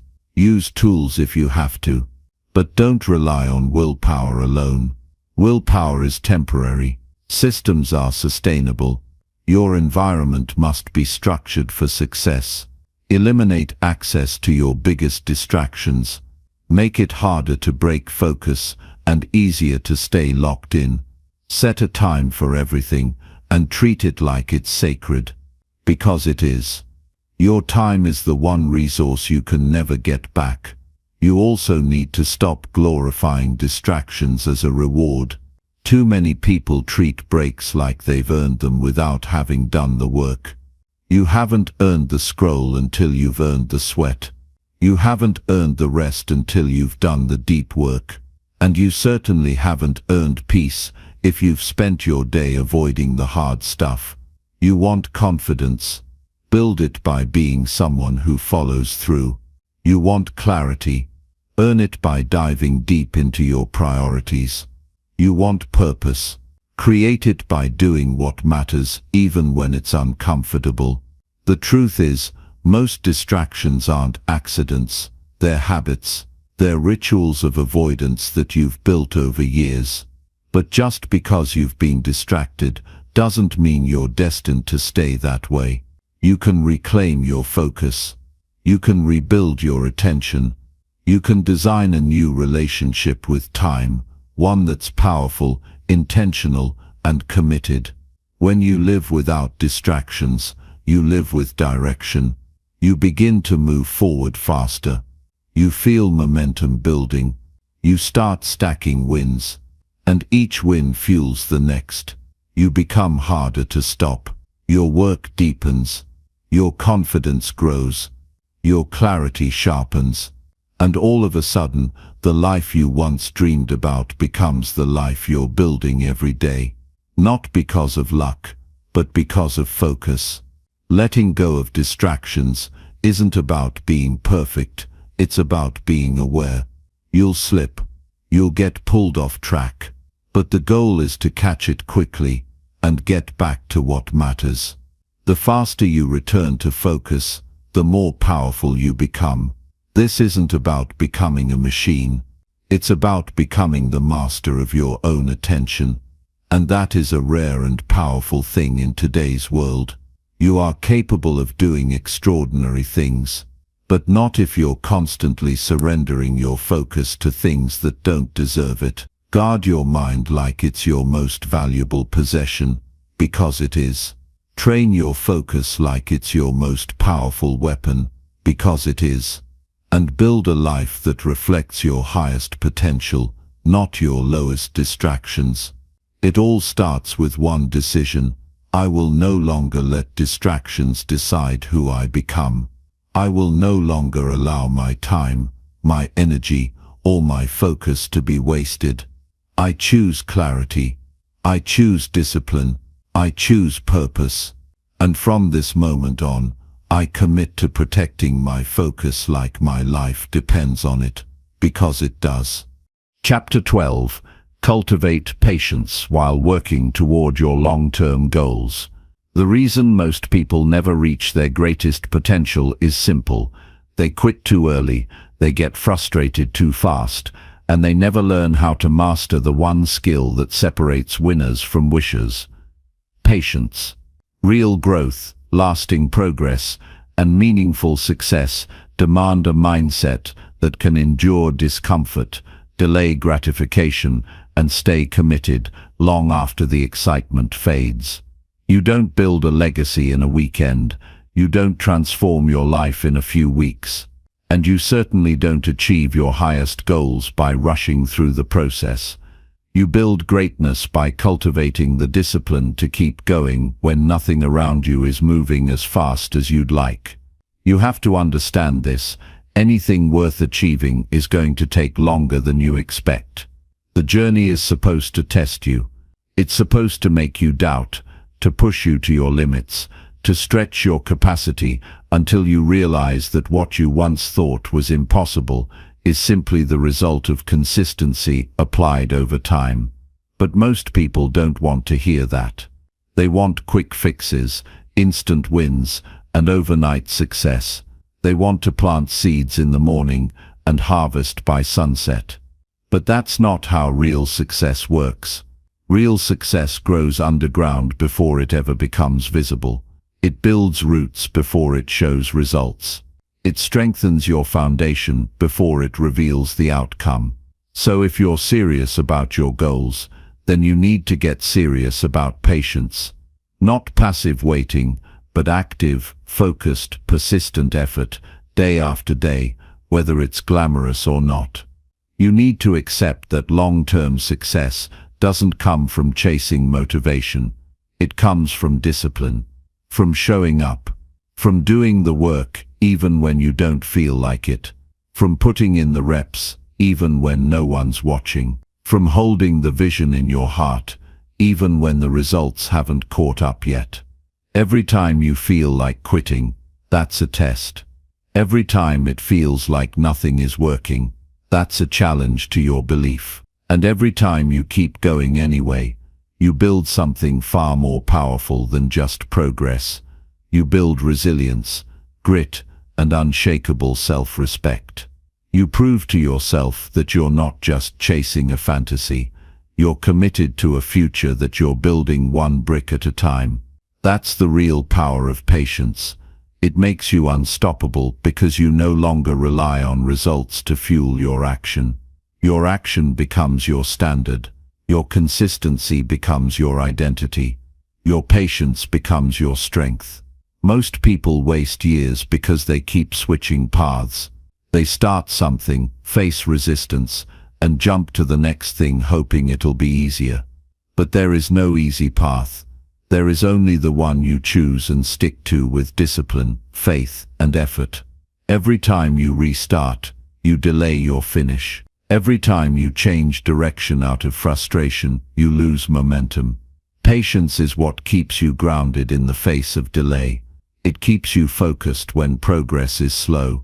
It keeps you moving forward when your emotions want to pull you sideways. Let this be your mindset. It doesn't matter how long it takes. What matters is that you're willing to see it through. Whether it takes months, years, or decades, you're here for the long game. You're not chasing the finish line. You're becoming the kind of person who refuses to stop until the mission is complete. You wake up with clarity, not urgency. You work with purpose, not panic. You stay steady when others rush and crumble. Patience isn't weakness. It's power. It's the ability to delay gratification while staying fully committed to the process. It's the strength to keep building even when it seems like nothing's changing. It's the discipline to keep showing up even when it's boring, lonely, or difficult. It's what separates those who talk from those who execute. Because anyone can be excited for a week. Anyone can grind for a month. But only the patient keep going until the vision is reality. You need to learn how to trust the process, even when the process is slow. You need to remind yourself that time is a multiplier, not a limiter. The longer you stay focused, the greater the results you'll build. Your job is not to speed up time, it's to use time. To fill every day with effort, to stack every week with discipline, to build every month with intention. Progress is invisible at first, but it's never wasted. Every rep counts, every step forward compounds, every ounce of effort accumulates into a future that belongs to the patient and persistent. Stop expecting the reward without the wait. Stop chasing success like it's supposed to come on your timeline. Stop thinking something is wrong just because it's taking time. Nothing is wrong. This is how it works. This is how all great things are built. Slowly, quietly, repetitively, through failure, through doubt, through setbacks, through days where you question everything but still refuse to stop. You must understand that patience is a decision. It's not a feeling. You don't wait because it feels good. You wait because it's necessary, because the alternative is quitting. Because giving up is not an option when you truly care about what you're building. Impatience will destroy your momentum. It will fill your mind with doubt. It will make you question yourself, your goals, and your worth. But when you practice patience, you reclaim your power. You remind yourself that time is on your side, not against you. That growth takes time. Mastery takes time. Transformation takes time. And you're willing to pay that price. You need to commit without conditions. No more waiting for motivation. No more demanding fast results. No more letting time discourage you. You're not in this to impress anyone. You're not in this to post highlight reels. You're in this to build something real. And real things take time. So breathe, focus, lock in, and keep moving forward. Even if it's slow, even if it's hard, even if no one sees the work. Keep moving. One day, your patience will pay off. One day, you'll look back and realize that every delay had a purpose. That every slow season was shaping you. That every moment of stillness was preparing you for something bigger. But only if you keep going. Only if you don't give up. Only if you understand that your long-term goals require long-term commitment. You are planting seeds today that will feed your future. And you don't need applause. You don't need validation. You don't need fast results. You need endurance. You need faith. You need patience. So write this into your identity. I am someone who stays. I am someone who finishes. I am someone who plays the long game. Let others rush. Let others quit. Let others get distracted. But not you. You're locked in. You're focused. You're committed. And no matter how long it takes, you will keep showing up. You will keep doing the work. You will keep believing in what you're building. Because the life you want is on the other side of patience. The results you crave live beyond the waiting. The success you dream of is already yours, if you're willing to outlast the delay. So be patient, be relentless, be unshakable. You're on your way. Chapter 13. Focus on growth by learning from every experience. Every moment in your life, whether it brought you joy or pain, is a lesson that was sent to shape you, refine you, and elevate you. And until you learn how to extract wisdom from every experience, you'll keep repeating cycles that keep you stuck. Growth isn't something you stumble into.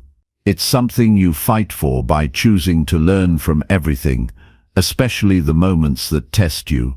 If you want to become someone who rises above limitations, you need to rewire how you interpret your experiences. You need to see your life not as a random collection of events, but as a training ground for greatness. Every mistake you've made holds insight. Every delay you've faced has a message. Every challenge you've battled contains a blueprint, but most people don't slow down long enough to see it. They get upset. They blame others.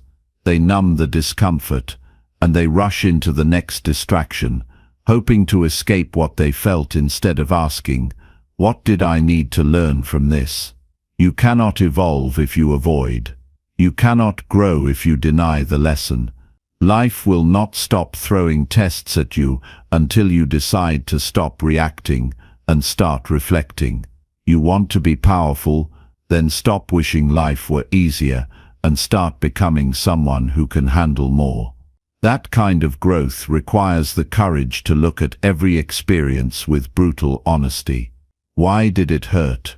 Why did it fail? Why did I hesitate? Why did I settle? Ask better questions and life will give you better answers. Real self-development doesn't come from reading quotes. It comes from taking a hard look at your life, seeing where you went wrong, owning your decisions, and using the experience as fuel to rise stronger. If you only value wins, you will miss the wisdom in the losses. If you only cherish ease, you'll never appreciate the strength built through struggle. You grow when you stop running from reality and start listening to it. What is your life trying to teach you right now? Are you ignoring the patterns that keep showing up? Are you avoiding the lessons that discomfort reveals? Stop playing the victim and start acting like the architect. Your experiences are not curses. They're your curriculum, and your job is to study them, understand them, and transform because of them. You have to let go of the illusion that you need to be perfect. You don't. You just need to be honest. Every experience, even the ones you're ashamed of, can be transformed into wisdom if you own them fully. Stop hiding from your failures. Stop pretending the pain didn't change you. Use it. Leverage it. Let it sharpen your perspective and deepen your discipline. There's power in your scars, but only if you stop pretending they don't exist. Growth comes when you stop hiding behind who you were and start leaning into who you're becoming. Start looking at everything through the lens of development. If someone disrespected you, learn to set better boundaries. If you failed to follow through, identify the habits that sabotaged you. If you hesitated in a moment of opportunity, figure out where fear still controls you. That's growth. That's how you level up. You study the experience. You squeeze the lesson from it. You integrate the wisdom into your next decision. And you do this relentlessly, day after day, because you're not just living, you're evolving. Stop craving a life without problems. Crave the strength to grow through every one of them. Life is your teacher, not your enemy. Every closed door teaches you to knock louder, ask better, or build your own. Every delay teaches you to prepare more deeply.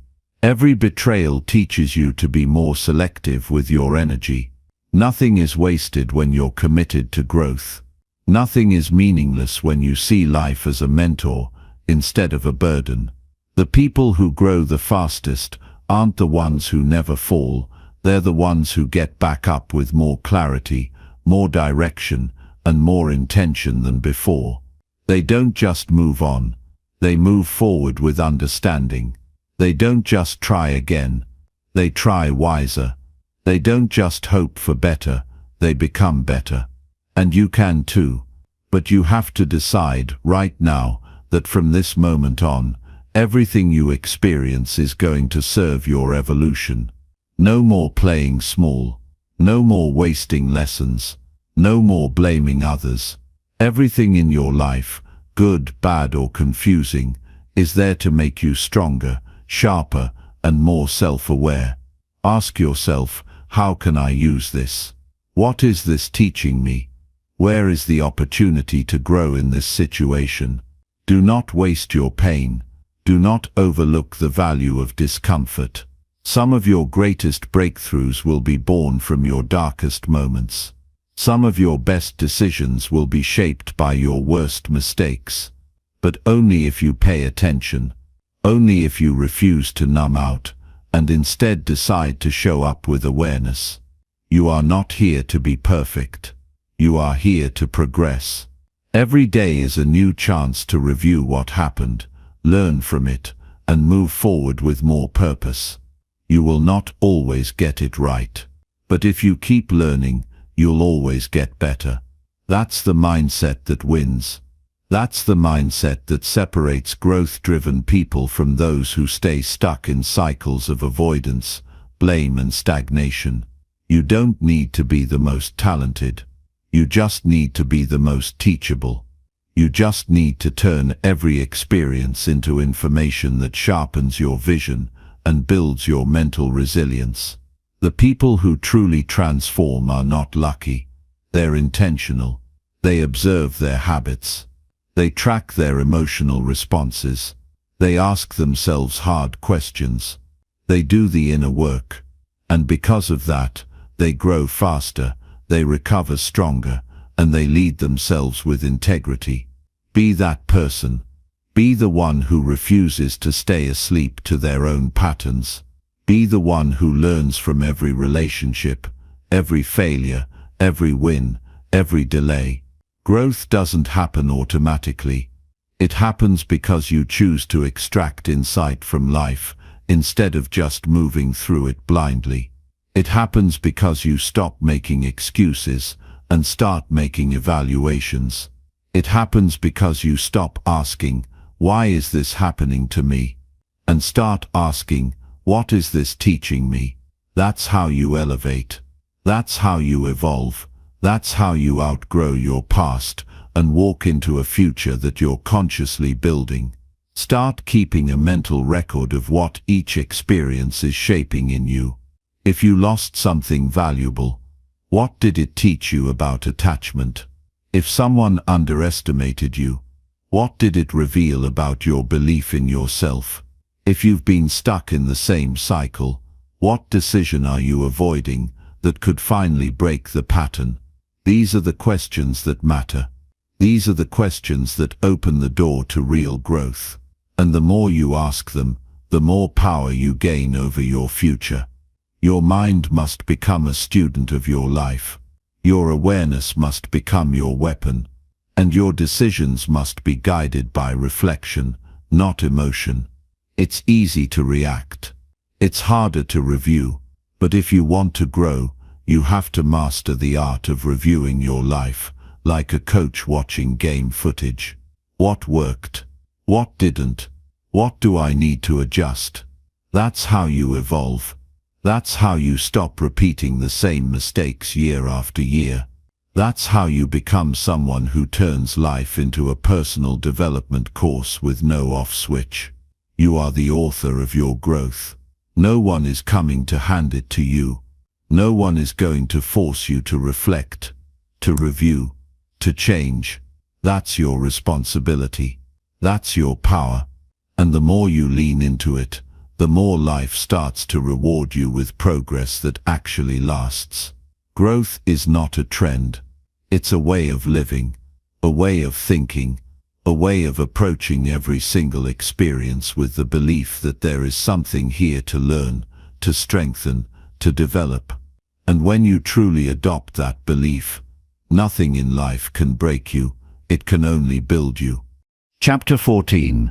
Build mental toughness through discipline and persistence. Most people want results, but very few are willing to suffer through the grind that builds the mental toughness required to actually earn them. They want to be confident, but they don't want to endure the failures that forge unshakable belief. They want to be unstoppable, but they avoid the very struggles that develop persistence. That's the truth no one wants to hear. Mental strength isn't gifted. It's built, and it's built through consistent, disciplined action when it's hardest to keep going. Mental toughness is forged in the fire of repetition. You train it every time you get up early when your mind tells you to sleep. You grow it when you show up for your goals on the days you feel least motivated. You build it by choosing responsibility over comfort and progress over excuses. It's not built in a moment of inspiration. It's earned through 1,000 small choices that no one sees, when no one is clapping for you, when no one is pushing you, when quitting would be easier, but you don't. That's where real toughness lives. Discipline is the foundation of every great achievement. Without it, talent is wasted. Without it, vision fades. Without it, your potential rots. Discipline isn't about being perfect. It's about being consistent, even when you're not at your best. It's about showing up to your priorities when distractions are screaming louder than your purpose. The difference between people who live on repeat and those who evolve is how disciplined they are when life gets heavy. Some fold, some fight, some freeze. But those who keep moving forward, even inch by inch, those are the ones who win. You can't build mental toughness by taking the easy route. Every shortcut weakens your edge. Every excuse delays your progress. Every time you retreat from discomfort, you rob yourself of growth. Persistence means you keep showing up through boredom, fatigue, frustration, and doubt. It means you don't ask whether it's working yet, you trust that it is. You keep going, not because it's easy, but because you know the payoff is in the perseverance. You stay loyal to the process even when results are invisible. Everyone wants the final chapter, but few are willing to write every painful page that comes before it. Real mental strength is learning to push through the days when nothing feels like it's working. It's about grinding when the excitement is gone. It's about believing in the vision even when no one else sees it. If you can't push yourself when no one is watching, then you don't want it badly enough. Stop waiting for someone to motivate you. Motivation comes and goes. Discipline keeps you grounded. You have to make discipline your identity, not just your tool. You don't just do discipline, you live it. You choose it in how you talk to yourself. You choose it in how you spend your time. You choose it in whether you keep promises to yourself. Mental toughness is the result of a decision you make every day. Will I control my behavior, or will I be controlled by my feelings?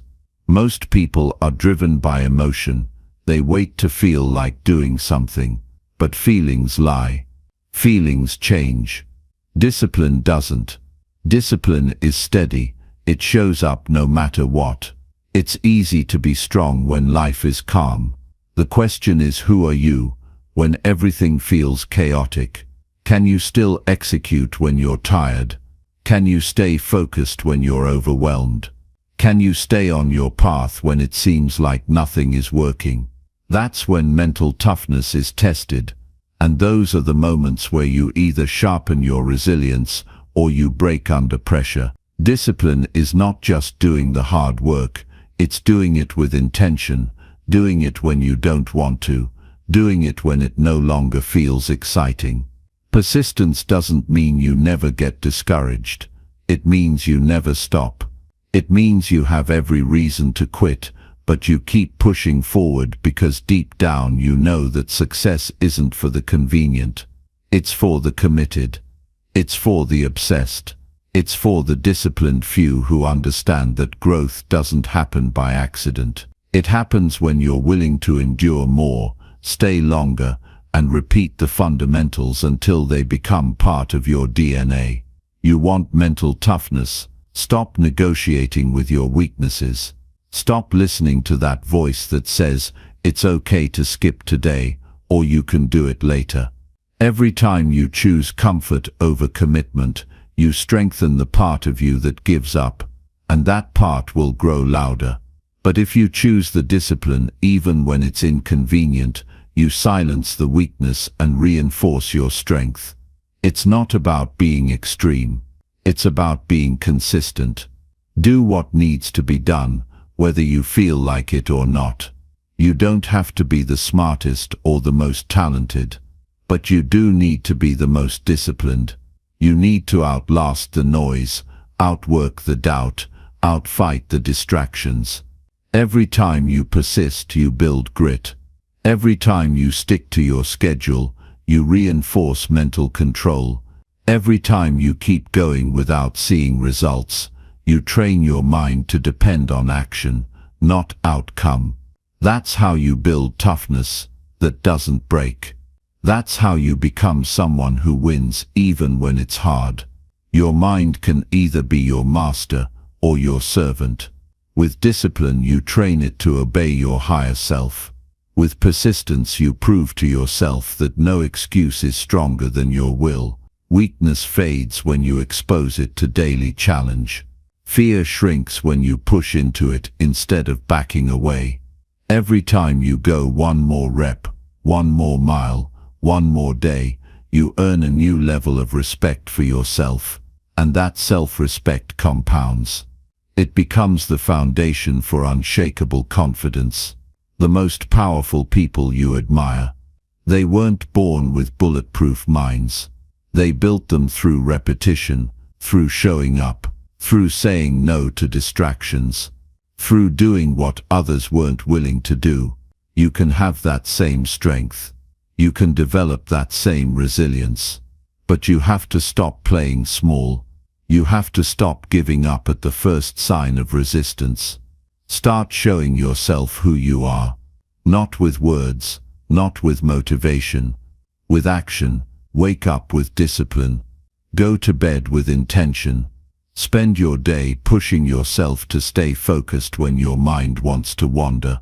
You're not weak, you're just undertrained. You're not broken, you're just distracted. Toughness is built one decision at a time, one routine at a time, one sacrifice at a time. If you keep giving in to ease, you'll always doubt your strength. But if you commit to doing hard things every single day, you'll reach a point where your mind becomes unbreakable. There will be days when your energy is low, when your vision feels distant, when everything feels like it's moving slower than it should. And that's exactly when most people quit. That's when they say, it's not working. But that's not the truth. The truth is, it's working, but only for those who persist long enough to see the payoff. If you quit, you'll never know what could have happened. But if you stay consistent, you'll wake up one day in a place you once dreamed of, and you'll realize it wasn't talent that got you there. It was mental toughness, discipline, and relentless persistence.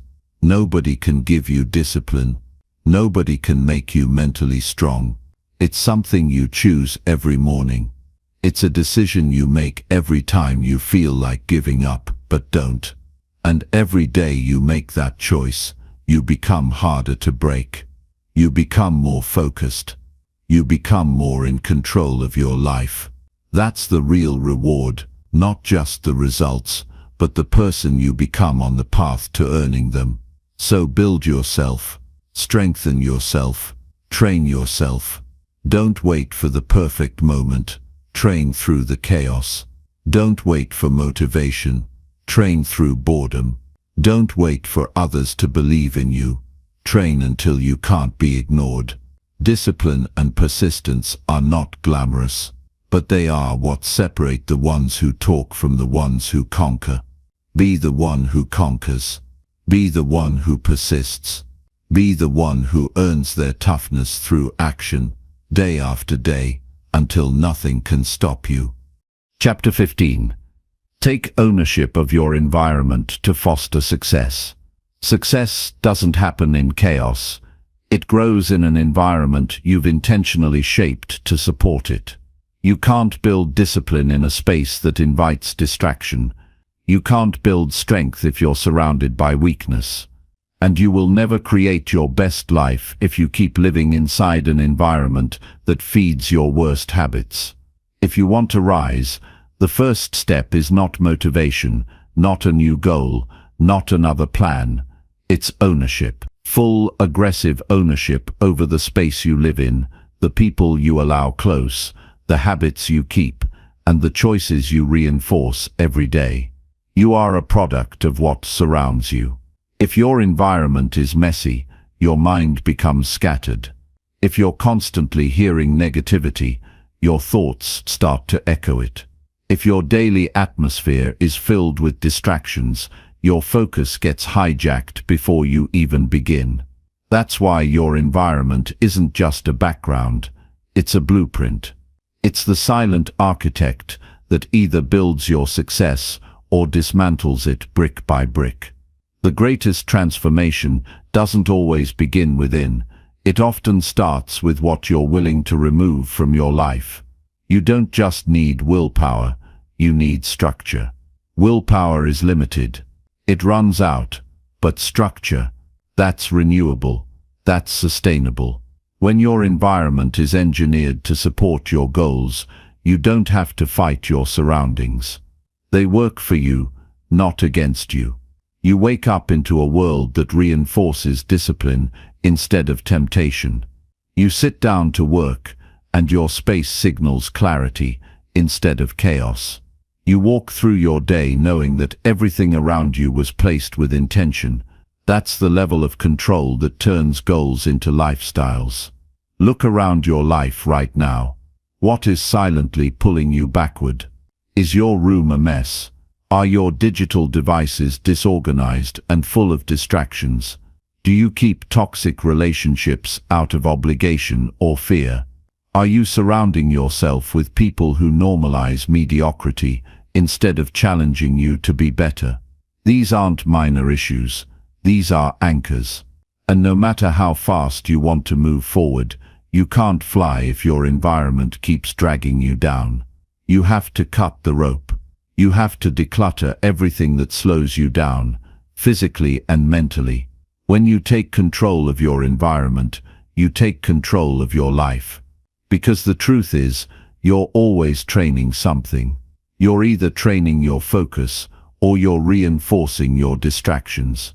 You're either setting up systems that help you stay committed or you're letting convenience dictate your behavior. There's no neutral. Every decision you make about your surroundings is either making your goals easier or harder. Success is about creating friction for your bad habits and flow for your good ones. That starts by being ruthless with what stays in your world. Want to read more? Put books in plain sight. Want to stop scrolling? Delete the apps. Want to eat better? Don't bring junk food home. Want to wake up early? Build a calming evening routine. Small environmental changes compound into massive behavioral shifts. Most people try to change themselves while staying in the same broken system. That's like planting a seed in toxic soil and expecting it to grow. It won't. The seed isn't the problem. The environment is. Fix the soil, and the seed can finally become what it was meant to be. Your environment includes people too. And this might be the hardest truth of all. If the people around you don't challenge you, they are limiting you. You can't soar around those who crawl. You can't dream big while living among those who mock ambition. You can't talk discipline in a room where excuses are applauded. You have to upgrade your circle with the same discipline you apply to your goals. Sometimes the greatest act of self-respect is walking away from those who refuse to grow. Not with anger, not with hate, but with a quiet decision to choose your future over your past. Build a circle that talks growth. Build a space that feels clean, calm, and focused. Build habits into your environment so deeply that they become automatic. Make excellence easy to access and mediocrity hard to reach. This is what ownership looks like. You don't wait for things to improve. You shape your world so it reflects your values, not your urges. You build routines, remove friction, install boundaries, and protect your energy like your life depends on it, because it does. Let others live reactively. You build proactively. Let others be casual. You become intentional. You don't have to control everything, but you must control what you allow around you. Don't let clutter stay because you're too tired to clean. Don't keep toxic connections because you're too afraid to be alone. Don't keep your phone by your bed if it's the first thing that steals your time in the morning. You don't rise to the level of your dreams. You rise to the standard of your systems. Set a new standard by taking ownership of every detail within your reach. Rearrange your physical world to support mental clarity. Eliminate noise so your mind can think deeply. Build habits into the layout of your home, your workspace, and your digital life.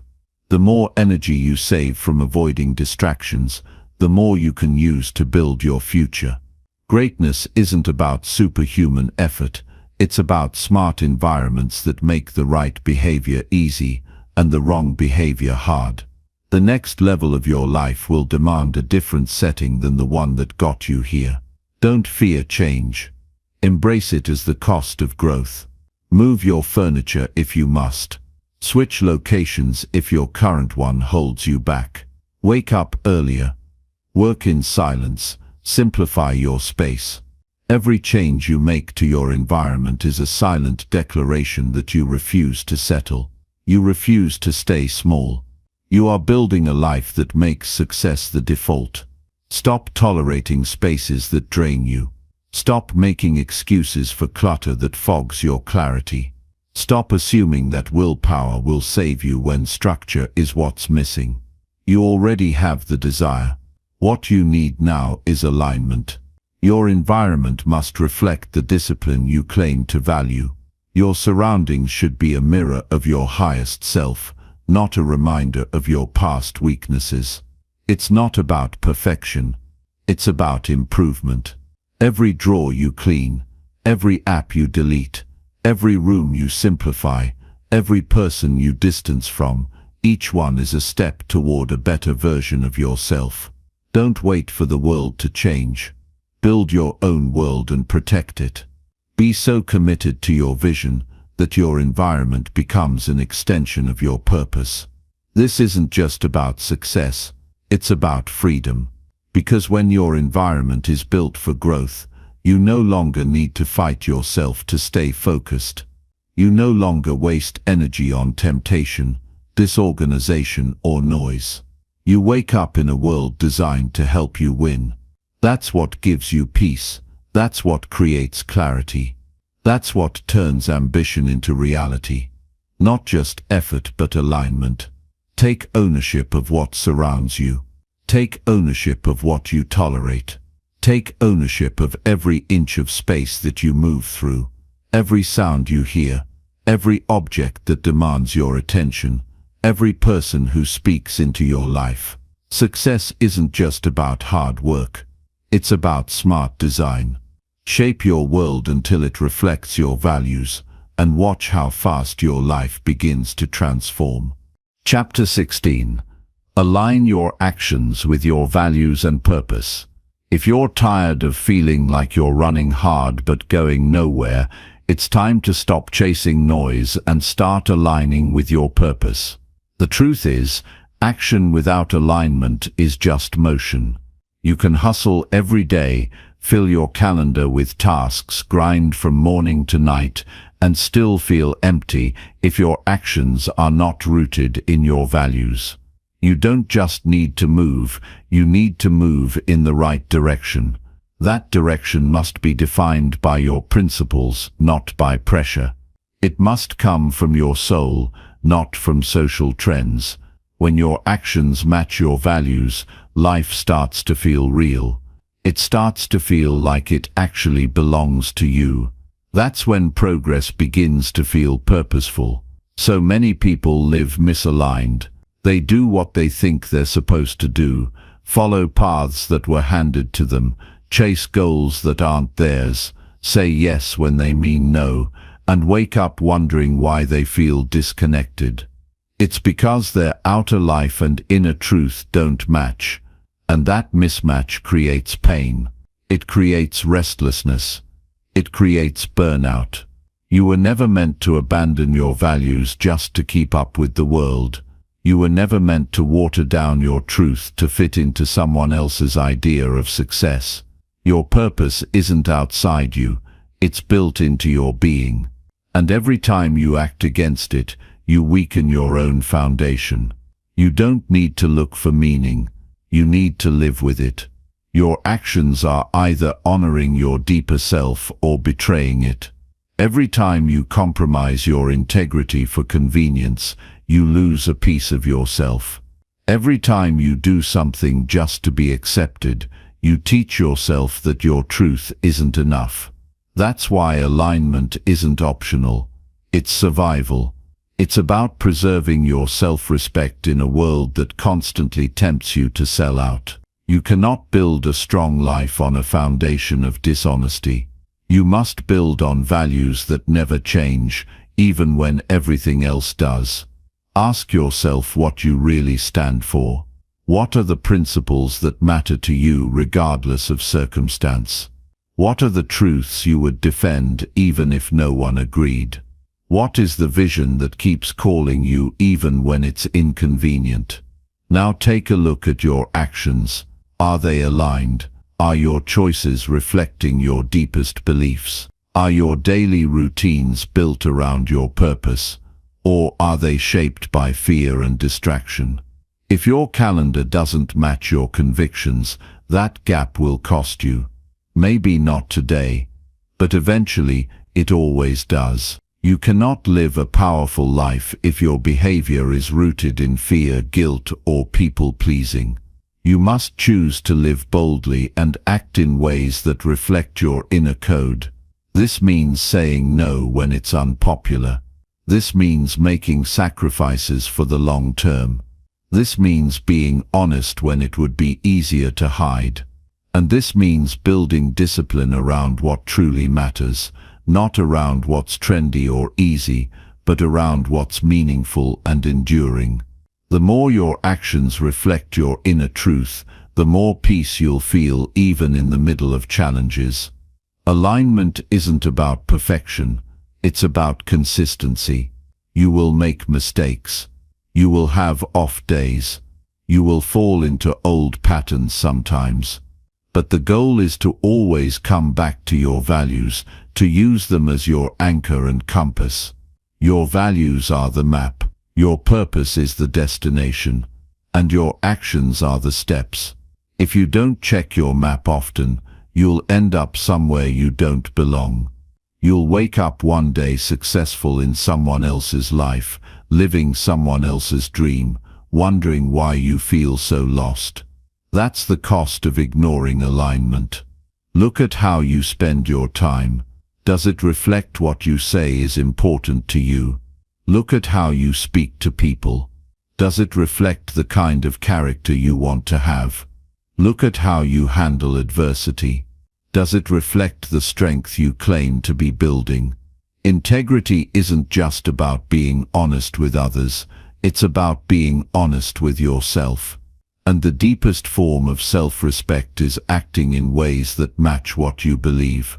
When your actions align with your purpose, your life starts to make sense. You stop questioning your worth. You stop seeking approval. You stop feeling like you're lost in a crowd because you're finally walking your own path. The world will try to distract you. It will tell you to chase speed instead of meaning. It will tell you to compare instead of create. It will tell you to fit in instead of standing tall. But when you live aligned, none of that noise matters. You stop reacting and start responding. You stop surviving and start building. You stop running from yourself and start living from your core. And that's when your power shows up, not in fake confidence but in quiet strength. Not in noise but in depth. You cannot be everything to everyone and stay true to yourself. You have to choose. You can either live a life that is yours or a life that is shaped by everyone else's expectations. You can either stay busy trying to be impressive, or you can be deeply fulfilled by being authentic. One brings temporary praise. The other brings long-term peace. But you can't have both. So choose your values, define your purpose, and then match your actions to them like your life depends on it, because it does. True focus comes from alignment. You no longer need external motivation because you're internally clear. You don't waste time on things that don't matter because you know exactly what does. You stop doubting yourself because you're not trying to be anyone else. You know who you are, you know what you stand for, and you live that way even when it's hard. That's what makes you unshakable. Not your results, not your reputation, but your commitment to living a life that reflects your truth. Even the small things count. The way you speak, the way you handle your money, the way you show up in private when no one is watching, all of it either strengthens your alignment or weakens it. That's why you must be mindful in every area. Don't just talk about discipline, live it. Don't just talk about kindness, practice it. Don't just talk about purpose, act on it. Every step you take is either leading you closer to who you want to become or taking you further from it. Stop looking outside for direction. The truth is already inside you. Your job is to remove the noise, strip away the layers of conditioning, and get back to your core. From that place, build a life that honors your unique vision. Don't copy anyone. Don't try to replicate someone else's path. Your values are yours for a reason. Your purpose is tailored to your soul, and your alignment is the bridge that connects them to real action. Every time you act out of alignment, you feel it. You feel it in your gut. You feel it in your mind. You feel the stress, the confusion, the fatigue. That's your soul telling you something is off. And every time you act in alignment, you feel a deep calm, even when things are hard. You feel peace because your mind and heart are on the same page. That's the feeling of living right. That's the reward of choosing integrity over convenience. There is no shortcut to fulfillment. You have to earn it by living truthfully, not just in public but in your private choices. Not just when it's easy, but especially when it's hard. The more you do this, the stronger you become. You stop being fragile. You stop being reactive. You start living with grounded power. Because you're no longer controlled by circumstances, you're guided by values. That's what real success looks like. So the next time you're unsure about what to do, don't ask what's popular. Ask what's right. Don't ask what's easy. Ask what's aligned. Don't ask what others think. Ask what your purpose requires. This is how you build a life that's not just impressive from the outside, but deeply fulfilling from the inside. Live like your values matter. Act like your purpose is real. Because it is. And the world is waiting for the version of you that finally chooses to live that way. Chapter 17. Push through fear by taking bold and decisive actions. Fear is not your enemy. Inaction is. Most people spend their lives avoiding fear, retreating from the unknown, waiting for the right time, hoping courage will magically arrive. But that day never comes. You don't overcome fear by waiting. You defeat it by acting. You make it shrink by walking into it.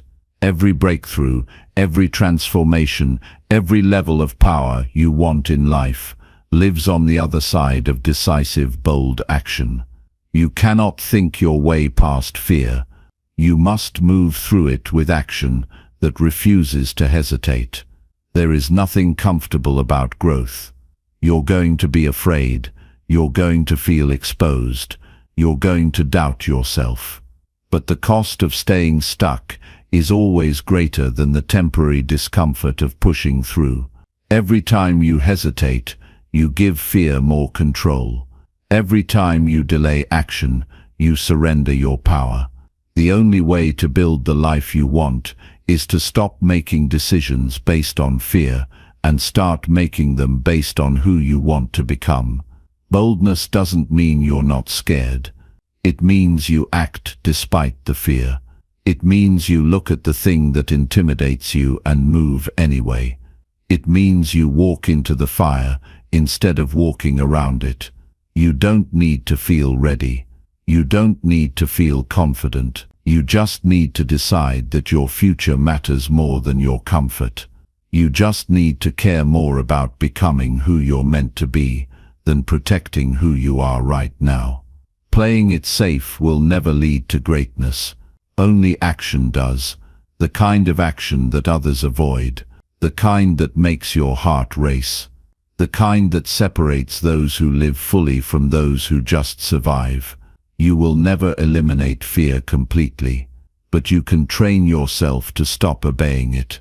You can train your mind to act when it wants to freeze. You can train your heart to lean in when everything inside of you wants to back down. The longer you avoid what scares you, the more power it has over you. But when you step into it, you discover something new, your strength. You begin to realize that fear is just a signal, not a stop sign. It's there to show you where your growth lives, not to keep you trapped where you are.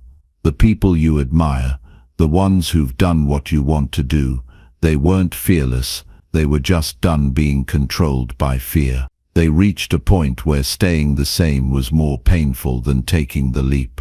They made a choice. You have that same choice. You can continue sitting on the sidelines, watching your potential fade, or you can step up, speak up, move forward, and change everything. It only takes one bold moment to rewrite the story you've been stuck in. Decisiveness is power. When you hesitate, you lose momentum. When you overthink, you waste energy. When you analyze endlessly, you create imaginary problems that don't exist. But when you decide and act, you generate clarity. You build confidence. You discover what works and what doesn't. But most importantly, you take control. Stop asking for permission to live your life. Stop waiting for guarantees. Stop pretending you need more time. You don't. What you need is to commit, boldly, unapologetically, immediately. It's not about reckless action, it's about courageous action. There's a difference. Reckless people move without thought. Courageous people move in the direction of what matters, even if it's difficult. You already know what you need to do. You've known for a while. You've been thinking about it, maybe journaling about it, talking to people about it, but not doing it. It's time to stop spinning in circles and take the first step. That step might be messy. It might be awkward. It might even feel wrong. But it's forward, and forward is all that matters. Everything you want in life is on the other side of action. Your dreams, your freedom, your purpose, They're waiting for you to act, not to plan, not to wish, not to rehearse, to act. You don't need more information. You need execution. Knowledge is only potential power. Real power is movement.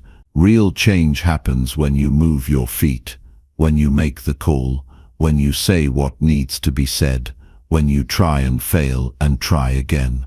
That's how you grow. That's how you rise. Fear thrives in silence. It grows in delay, but when you move, you strip it of its strength. You expose it for what it is, a shadow, not a wall, a projection, not reality. Most of what you fear won't even happen, and if it does, you'll be ready, because by acting you build resilience. By stepping forward, you prove to yourself that fear doesn't have to stop you. You don't need to be fearless. You just need to be willing to be uncomfortable, willing to be wrong, willing to try. That willingness is everything. The moment you act, something inside you changes. You become someone different. You're no longer a prisoner of hesitation. You're a builder, a fighter, a leader of your own destiny. Every bold decision is a vote for the person you're becoming. Every time you take action while afraid, you train your mind to trust your strength. And over time, that becomes your new default. Not fear, but forward motion. Not doubt, but discipline. There will be setbacks. There will be moments when fear hits harder than ever. But now you know how to respond. You don't collapse. You don't hide. You don't spiral. You anchor yourself in action. You use fear as fuel. You let it sharpen your focus, not scatter it. You turn it into movement, into clarity, into momentum. That's the difference between those who grow and those who shrink. One turns fear into motion, the other turns it into an excuse. Bold action creates breakthroughs. That one conversation you keep avoiding could unlock a new chapter. That one risk you keep postponing could be the key to everything. But you'll never know until you try. That's the truth. Most people never face their life stays small because they avoid boldness. They avoid risk. They avoid anything that might make them uncomfortable. And so they stay exactly where they are, year after year, wondering why nothing changes. You were not born to live in fear. You were born to lead your life with courage. You were built to stretch, to evolve, to face the fire and come out stronger. But it won't happen by thinking. It won't happen by talking. It happens by doing, by showing up, by acting before you feel ready. Because readiness is not a feeling, it's a decision. You decide you're ready. The moment you move, and the second you move, everything begins to shift. Fear will always whisper in your ear. It will always try to pull you back into safety. But you're not here to play small. You're here to grow into your power, to chase something meaningful, to rise above what scares you. Not because it's easy, but because you're done living a life that doesn't reflect your potential. You're done playing a role in a story you didn't write. From now on you lead, you act, you build, you move forward with purpose and boldness. That's how you win. That's how you take your life back, one decisive action at a time. Chapter 18. Set clear goals and break them into actionable steps. If you want to change your life, you must learn to give your actions a clear target. Without a goal, your energy scatters, your focus weakens, and your effort becomes inconsistent. You start things you don't finish. You drift through your days, reacting instead of creating. But when you have a clear goal, everything changes. Your time becomes valuable. Your priorities sharpen. Your choices carry purpose. You wake up with direction and go to bed with progress. Setting clear goals isn't just about having ambition. It's about transforming intention into execution. A goal gives your life structure. It's the blueprint you use to build discipline, consistency, and momentum. Without it, you fall into the trap of doing what's urgent instead of what's important. You get stuck in survival mode. You waste days on distractions. You confuse movement with progress. But when you define exactly what you want, your mind starts to align with action. You stop chasing everything and start building something. You become specific, and that specificity becomes your power. Clarity removes confusion. You can't hit a target you haven't set. You can't grow if you don't know what you're growing into. Vague desires produce vague results. If you keep telling yourself you just want to be successful or just want to be happier, you'll never know if you're getting closer or further away. You have to define success in a way that can be measured. You have to make happiness something you create, not something you wait for. Write your goals down. Make them real. Make them visible. Because if you don't see them, you'll forget them. And if you forget them, you'll live another year repeating the last one. A clear goal is only the first step. The next is to break it down into action. Most people fail because they set goals that are too big with no real path. They overwhelm themselves by trying to do too much all at once. But big goals aren't accomplished by massive action. They're built through small focused steps repeated consistently. If your goal is a mountain, you don't climb it in one leap. You take one step, then another, then another. You don't need to conquer the whole thing today. You just need to make progress. Every goal can be broken into systems. Systems are what you do daily, weekly, and monthly to get closer to where you want to be.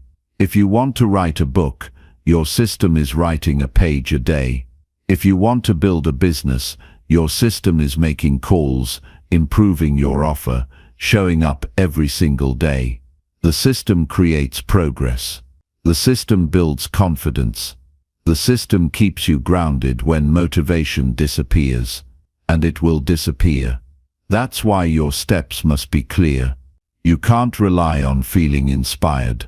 You need to rely on structure. One of the greatest ways to stay consistent with your goals is to create milestones. Don't just aim for the finish line. Set checkpoints. These are the small wins that show you you're on track. When you track your progress, you build momentum.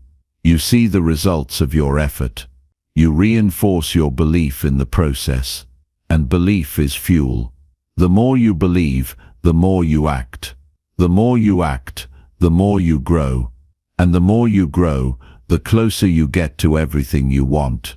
There will be days you want to quit. That's normal, but a clear goal and actionable steps will remind you why you started. When you feel tired, your plan gives you direction.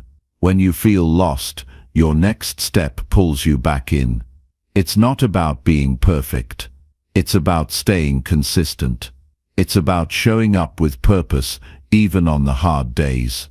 It's about trusting that every small step matters, even when it doesn't feel like it.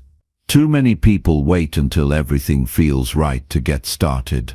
They wait for motivation, clarity, support, or the perfect time.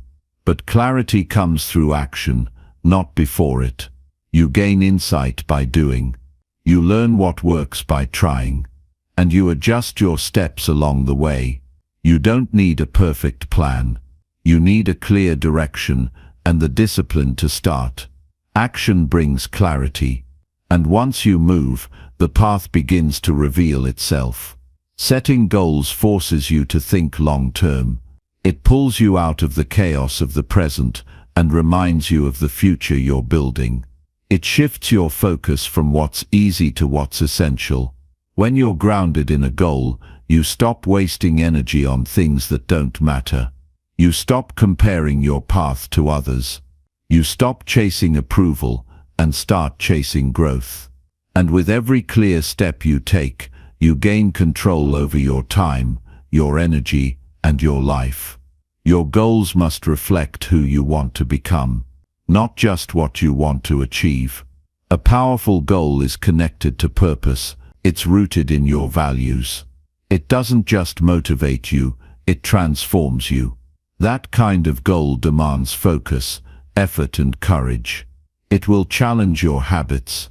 It will expose your excuses. It will require you to face the parts of yourself you've been avoiding. But in that process, you'll become someone stronger, clearer, and more capable. Make your goals impossible to ignore. Write them on your wall. Read them every morning. Talk about them with people who believe in you. Obsess over them. Feed your focus. And when you start drifting, return to the plan. Return to the steps. Return to the system that will carry you through the noise. The moment you treat your goals casually, you start losing momentum. But when you treat them like a mission, you ignite the fire to keep moving forward. Small steps compound. One call, one workout, one page written, 1 hour of focused effort. Over time, these moments create transformation. But only if you stay committed. Only if you refuse to give up when it gets hard. Only if you hold yourself accountable to the process. Your life doesn't change when you set a goal. It changes when you start living in alignment with it daily. You don't rise by luck. You rise by strategy. You rise by planning your steps and then acting on them. You rise by turning your time into something meaningful. And that starts with intention. That starts with defining exactly what you want and reverse engineering it into doable, trackable actions. If your goals feel too big, break them down further. If the plan feels unclear, simplify it. You don't need complexity. You need clarity. One step at a time. One task each day that moves the needle forward. That's how you create results. That's how you separate yourself from those who only wish and hope and talk. You act. You build. You move forward, no matter how slow, because you know where you're going and why it matters. You can't outsource your ambition. No one is going to build your life for you. No one is coming to rescue you from mediocrity. It's on you. And that's a good thing, because it means you have the power to shape your future. Right now, with your choices, with your actions, with your habits. You don't need permission. You need a decision. And once you decide, you need a plan. And once you have a plan, you need relentless execution. There will always be distractions. There will always be reasons to postpone. But your goal should burn brighter than your excuses. Your vision should be so clear that nothing can pull you off course. Not opinions. Not fear. Not setbacks. You lock in. You commit. You move forward with discipline. Not just for a few days, but for as long as it takes. Because you're not chasing comfort. You're chasing greatness. And that kind of chase requires direction, structure, and unwavering action. If you're serious about leveling up your life, start treating your goals like non-negotiables. Stop waiting to feel ready. Stop letting fear dictate your pace. Stop hiding behind indecision. Decide what you want. Break it down. Take the first step, then the next. The journey will test you, but it will also build you, and in that process, you'll discover that you've had the power all along, not just to set a goal, but to reach it, live it, and become the person who made it real. Chapter 19. Reflect daily to understand your growth and mistakes. You will never understand your true power unless you pause long enough to recognize how far you've come and how much further you can go. Reflection is the secret weapon of the relentless. It's the daily check-in that keeps you sharp, humble, and intentional. While the world celebrates hustle and movement, the ones who evolve fastest are the ones who take time to evaluate. Because speed means nothing if you're running in circles. Progress means nothing if you don't know why it's happening, and you can't fix what you're not willing to look at. Every day carries lessons, but most people rush past them. They repeat the same decisions, make the same mistakes, and wonder why nothing's changing. Reflection is how you break that cycle. It's how you separate noise from signal. When you build the discipline to review your day with honesty, you begin to notice the subtle patterns shaping your life. You spot what's working and what's silently dragging you backward. You recognize what needs to be improved, not next month, not next year, but right now while it's fresh, while it still matters. Self-reflection is not about guilt. It's not about self-judgment. It's about clarity. You're not reflecting to beat yourself up. You're reflecting to lift yourself up. It's about having the courage to face your truth, even when it's uncomfortable. Because hiding from your flaws won't make them disappear. Pretending you didn't make a mistake won't make it right. Growth demands that you face the full reality of your choices, with no filter and no excuses. When you sit down at the end of the day and ask yourself, what did I do well today? What did I learn? What could I have done better? You are actively shaping your mindset. You are giving your brain direction. You're rewiring your instincts to chase awareness instead of autopilot. And the more you practice this, the sharper you become. You don't let days go to waste. You don't get stuck in loops. You become intentional with your energy. You hold yourself to a higher standard. You don't need an hour to reflect. You just need 5 minutes of radical honesty. 5 minutes with no distractions, no justifications, no lies. Because if you can't be honest with yourself, you'll never build the internal power it takes to lead yourself. Your greatest breakthroughs won't come from someone else's advice. They'll come from your own self-assessment, done consistently, with complete ownership. That's what reflection builds.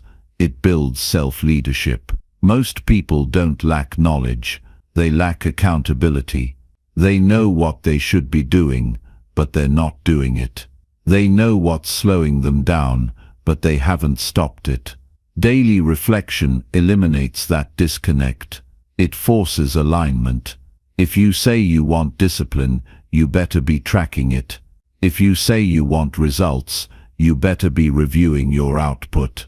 That's the mindset of a builder, someone who's not content to just dream, but committed to constructing their life from the ground up, brick by brick. When you reflect, you start identifying the habits that are quietly shaping your future. You realize that those small decisions, what time you wake up, how long you scroll, what you tell yourself when you're tired, are all stacking up. They're either reinforcing your progress or sabotaging it. Daily reflection makes the invisible visible.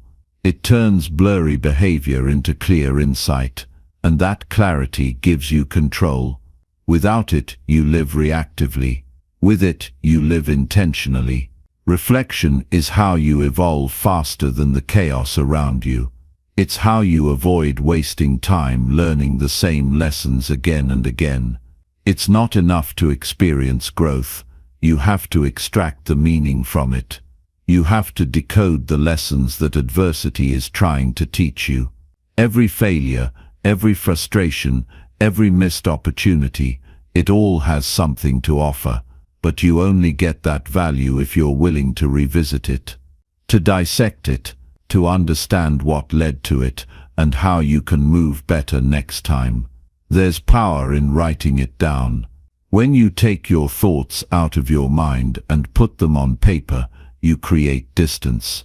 You make your thoughts observable. You can challenge them. You can question them. You can reframe them. Journaling your reflections turns vague emotions into concrete understanding. You start to notice what triggers your stress, what fuels your focus, what kills your momentum. And when you know those things, you can adapt with precision. Consistency is everything. Reflecting once a month won't do it. You forget the details, you rationalize the mistakes, you miss the subtle progress you made. But when you reflect every single day, even for a few minutes, you build awareness like a muscle. You become someone who notices their own life in real time. You catch yourself before you drift. You course correct before the damage is done. You grow, not just over time but every day. You have to be brutally honest, but not brutal. There's a difference. Being honest means owning your part. It means facing the truth about your actions, your focus, your discipline, your mindset. But it doesn't mean shaming yourself. It doesn't mean attaching failure to your identity. Reflection should be constructive, not destructive.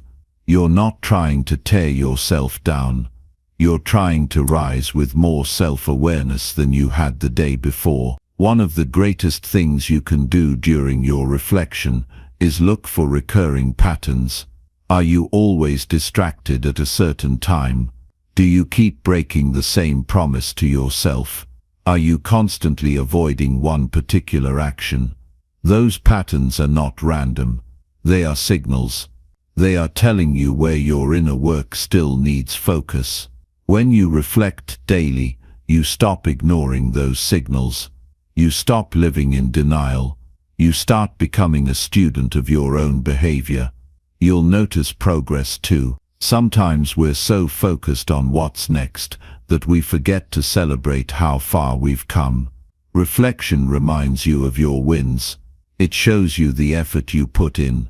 It proves that the grind is paying off. That recognition builds confidence. It fuels resilience. When you know that your hard work is creating change, you become unstoppable. You trust the process. You trust yourself. The discipline to reflect is rare, and that's why it's powerful. Most people don't want to sit with themselves. They don't want to think about the day, because it means facing what they didn't do. But if you can develop the courage to reflect, you will develop the strength to rise. You'll never get stuck for long. You'll never lose yourself completely.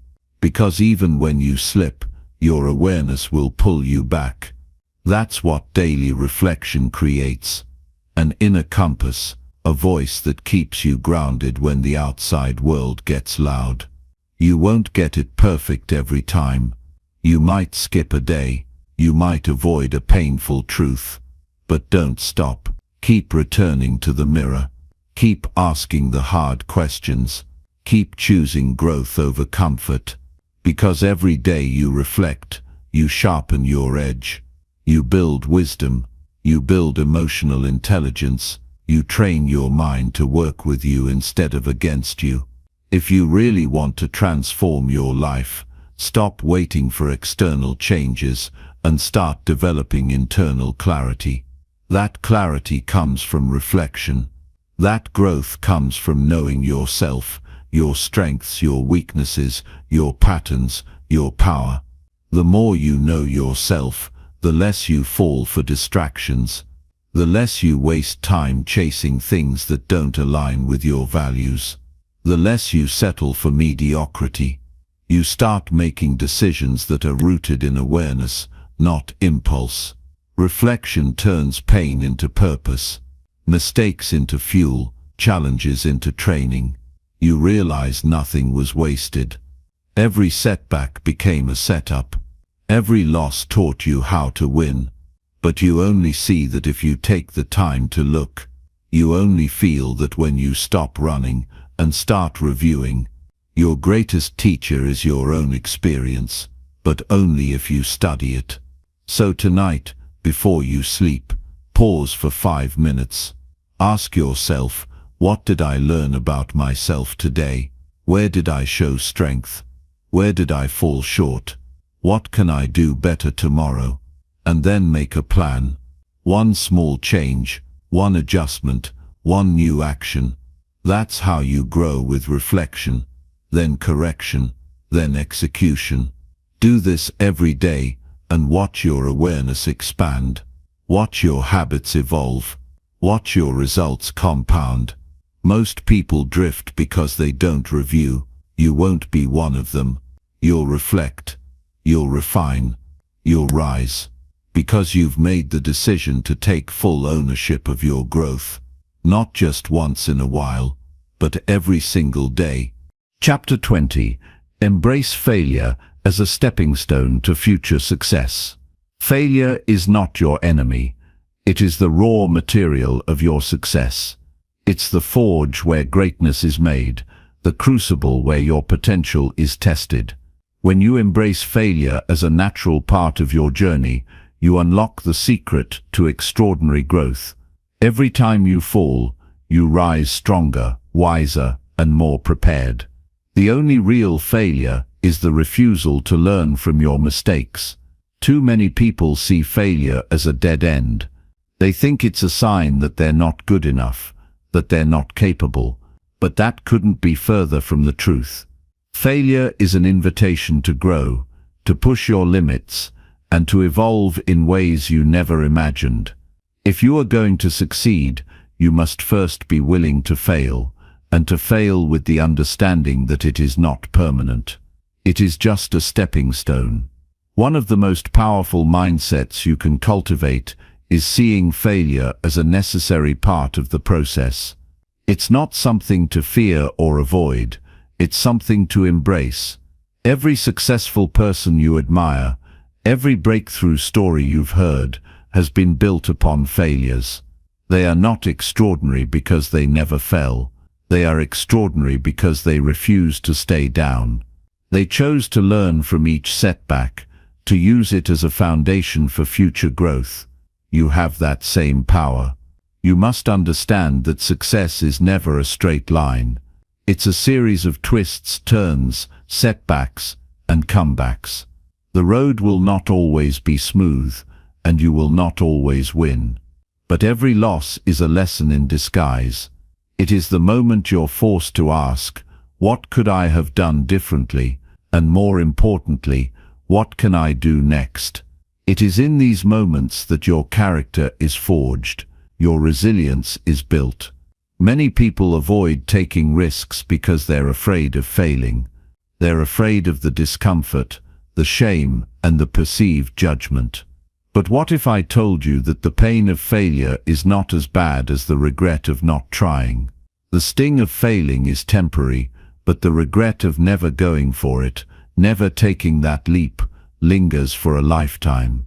Every failure you experience is a reminder that you are in the arena, that you are playing the game, and that you are taking control of your life. Failure doesn't mean you're not good enough. It means you're trying. It means you're pushing boundaries and venturing into the unknown. And in that process, you are expanding. You are growing in ways you can't yet understand. Each failure is an opportunity to break down the barriers of what you thought you were capable of and reach new heights of achievement. But only if you're willing to see it that way.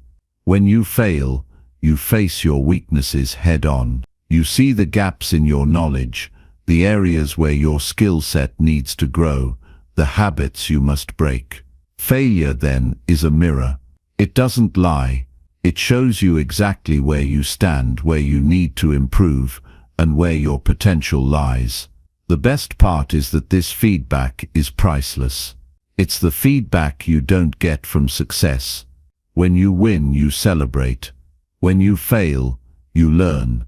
And that learning is what will take you to the next level. But failure also teaches you the importance of perseverance. It teaches you that success isn't about never falling, it's about falling and getting back up. It's about resilience. It's about grit. When you fail, you are given the opportunity to practice perseverance, to show yourself that you are stronger than any setback, tougher than any obstacle. The more you fail and the more you rise, the more you strengthen your inner resolve. You train your mind to be unshakable, to weather any storm. When you embrace failure, you also free yourself from the fear that holds you back. Fear is the greatest thief of potential. It keeps you locked in comfort zones, afraid to take action, afraid to risk. But the more you fail, the more you realize that failure is not something to fear. It is a part of the journey. It is a necessary component of success. When you stop fearing failure, you open yourself up to infinite possibilities. You stop seeing obstacles as roadblocks and start seeing them as opportunities to rise higher. It's crucial that you understand that failure does not define you. You are not your failures. Your failures are simply the experiences you've had, the lessons you've learned, and the steps you've taken on your way to success. Do not let one failed attempt, one mistake or one setback convince you that you are not capable. You are a creator, and creators fail. It's part of the process. Every great idea, every great invention, every great achievement was born out of a willingness to fail and try again.